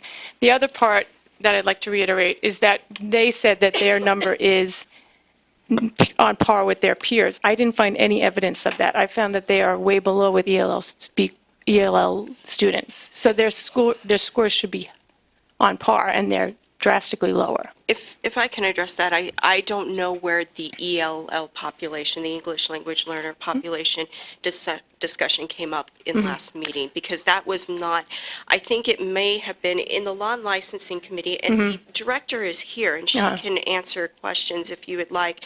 But they talked about how they're trying to focus on their English language arts. Okay. So their ELA, trying to improve their students in that, and then so that they could see other gains in math and science. And they were talking about that they are looking at the testing, and they are trying to improve, keeping within their mission, but they are trying to improve. In terms of, there was other points, I should have written them down while you were. The school is in compliance right now. They are not out, they are not over-enrolled this year, at least according to UTREX this morning. They did not over-enroll. They're just looking at for the future so that they can better manage their funding for a small, we're only talking 25 students, so it's not a real increase. And the ADM overall of how many students would be in their school would probably not change. It's just on the October 1 counts of what that would show. Okay, just, well, let's go to, before we dive more into this, let's, Board Member Wright, and then Vice Chair. Board Member Cannon and Hanson and Reby, I think all express valid concerns, and I frankly really agree with your concerns. I don't know if this will alleviate your concerns entirely. It does mostly for me. One, Board Member Cannon, myself and Brittany Cummins were both gone when the vote was taken, and so that's partially why I wanted to bring it back. I apologize for not being here, so it is consuming more board time. I apologize. I should have been here. I wasn't. Second, Lone Peak High School is within my district. It has been the #1 sports school in the state 4 of the last 5 years. They're still mad about the 1 year they weren't the #1. It is, I think, it has possibly the lowest free and reduced school lunch population in the state. It was given a D in the recent school grading system, and it caused some of a discussion on discussion boards in my neighborhood. And one of the main points was, you know, I think whatever they're measuring is not what we really care about in our community. I don't know exactly what they're measuring, but we think Lone Peak High School is the finest high school in the state. Now, whether they're right or they're wrong, you know, whatever we're doing with our grading system, it's not consistent with what they're seeing at Lone Peak High School. And we're not taking any actions on Lone Peak High School because of that. I've since heard that there were some mistakes made in our office and they'll go up to a C. But the parental respect and consistent with the grades is just not really there. And that makes the last point that Board Member Bolter just shared with me, is that this is a school of choice. And so the parents know whatever, you know, is happening there. And this charter school has been around 3 or 4 years now. So to the extent it's not teaching what we think it should be or doing what it is, the parents are very aware, and they're choosing that. And they are satisfied with that, as we can see by the over-enrollment at the school and the demand for students at the school. So, you know, that's where I think I see it, and a number of other people do as well. Vice Chair Ellis, and then. Oh, sorry, I was going to call the question. And then you. Ooh. Sorry, Okay. I'm making a motion to call the question. All right. I have a motion to call the question. We're going to end debate. All in favor, say aye. Aye. Those opposed? No. Well, it passed, yeah. Okay. Can I throw something out here a little bit? Can I don't have a motion even on the table. I would move that we increase the cap for Dixie Montessori. Okay, we have a motion to increase the cap. Right? Okay, now we'll go to discussion. No, too bad. Again, this is your meeting and your time, so I'd use it wisely. Okay, Board Member Lear. I just want to hear from the charter school board chair or board director, and not from I don't want to hear from the school chair. No, I want to hear from Jennifer. Why did the charter board support the motion or the request when these scores are as abysmal as they are? The reason is because this is not a true expansion request. There are other, if the school was looking to truly add students, then they would be looking at student performance and student outcomes. But because this is to manage ADM, it's a funding, it's an operations increase, and it's just a small increase to give them a little bit of buffering room so that they can enroll the students at the beginning of the year instead of disrupting the students mid-year to fill in the spots when another student leaves. It just allows for better operations of the school, and that's why they approved it. And I'm sorry, but that makes no sense to me. I mean, it's either an increase of students or it's not. It's an increase of students on October 1 because that's when the count is. But the intent is not to increase the ADM, so the average daily membership. So they may enroll like 415 students at the beginning of the year, but then they may have 5-10 students leave during the year, and so they may end up with 410 or less than 410, and so the same amount of students would be going to that school, but it's when you take the census. Okay, there was some other, okay, Angie. Thank you. I just wanted to clarify that prior to last school year, charter schools were funded on October 1 counts, meaning if they had 420 students, whether or not that student was half-time, full-time, came for one period, they got funding for a full-time student for all 420 students. Right.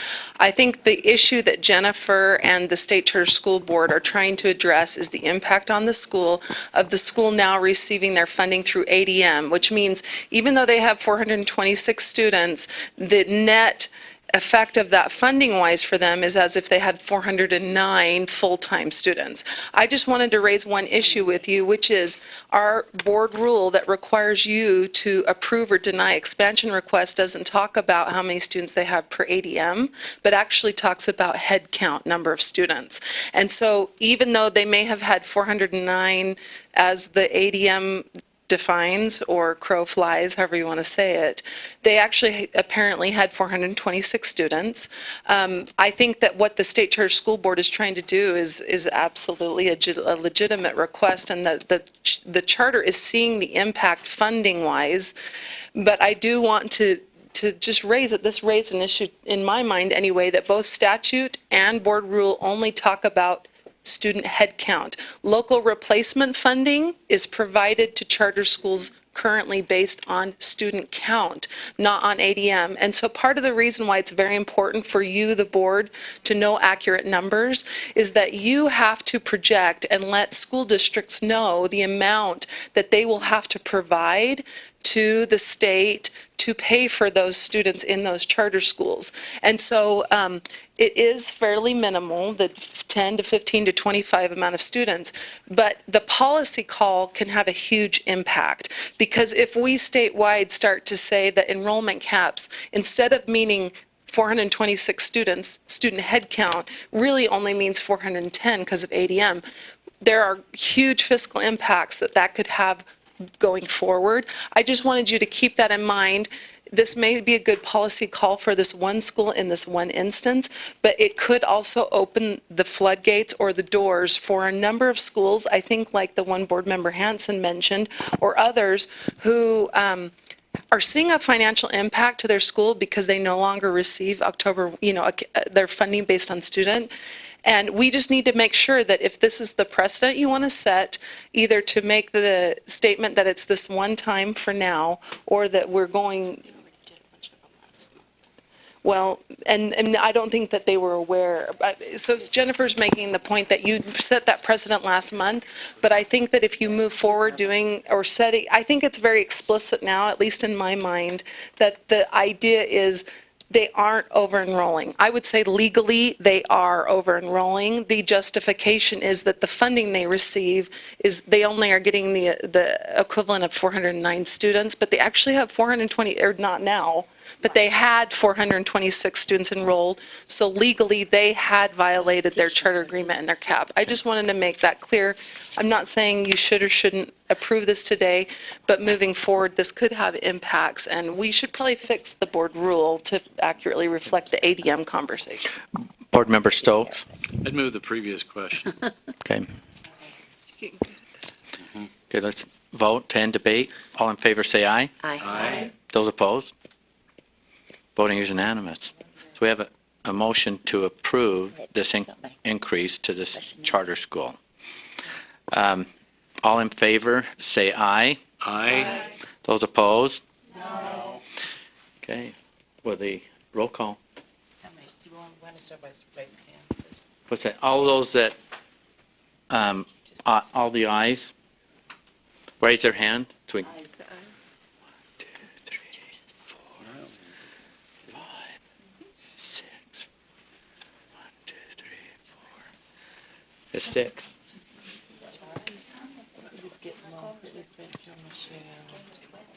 Who on this side? Did you get them? No? Okay. Hang on. It's because my computer's gone awry. Okay, sorry. Michelle, Joe. And who on this side? Lisa. Lisa. Then that's 6. Okay. Okay. Motion. Okay. Motion failed.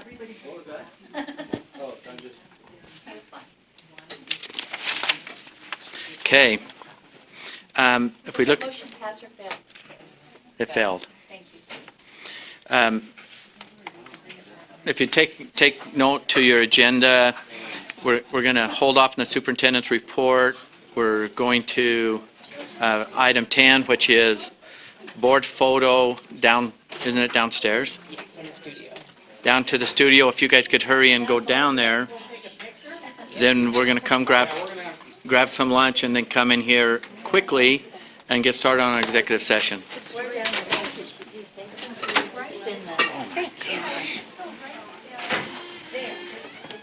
We could have taken roll call on that. That looked like there weren't quite as many. No. Well, I'm surprised. Joel counted wrong. I said Joel counted wrong because he was like, we have to vote. That's why I'm like, why are we discussing this? He knows he has this. You're surprised what? That I voted. Well, I don't agree with I don't agree with Sage at all. I don't think it's an accurate measurement at all of student growth. It's often not even measuring academics, so that's my opinion. And if parents are choosing it, look, when the parents are choosing it, then let them choose it because maybe they don't care about academics. It has to be families choose.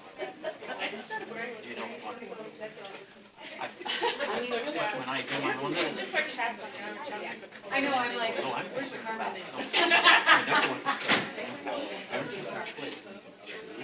Yeah. We can choose some stuff on our face too. But when I go to the chart, I've been to a couple. We took out one because they big rhubarbs.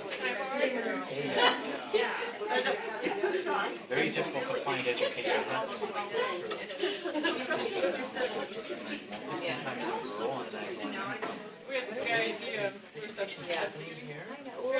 And then you know what Well, it looks so different from what the norm is sometimes. And I don't know that I say, I want to know what, I know, but it's still a parent's choice, but I'm like. Well, and one of the things that I've been wanting to talk about for years is that and your testing on methodology, that they are all going to look for it. So I'm sitting in these charter meetings, and month after month the charter comes and says they were failing, and then they switch their curriculum to math. Oh, I was going to grab my phone.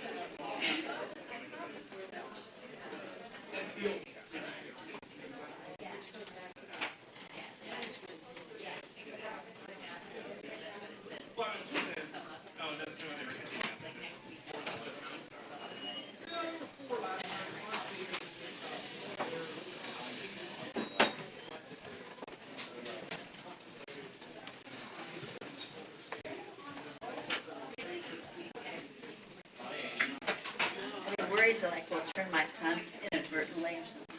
No, actually, it's because the words are going to power. Oh, I see. You have to go plug them in? That's right. That sounds like how my piece of POS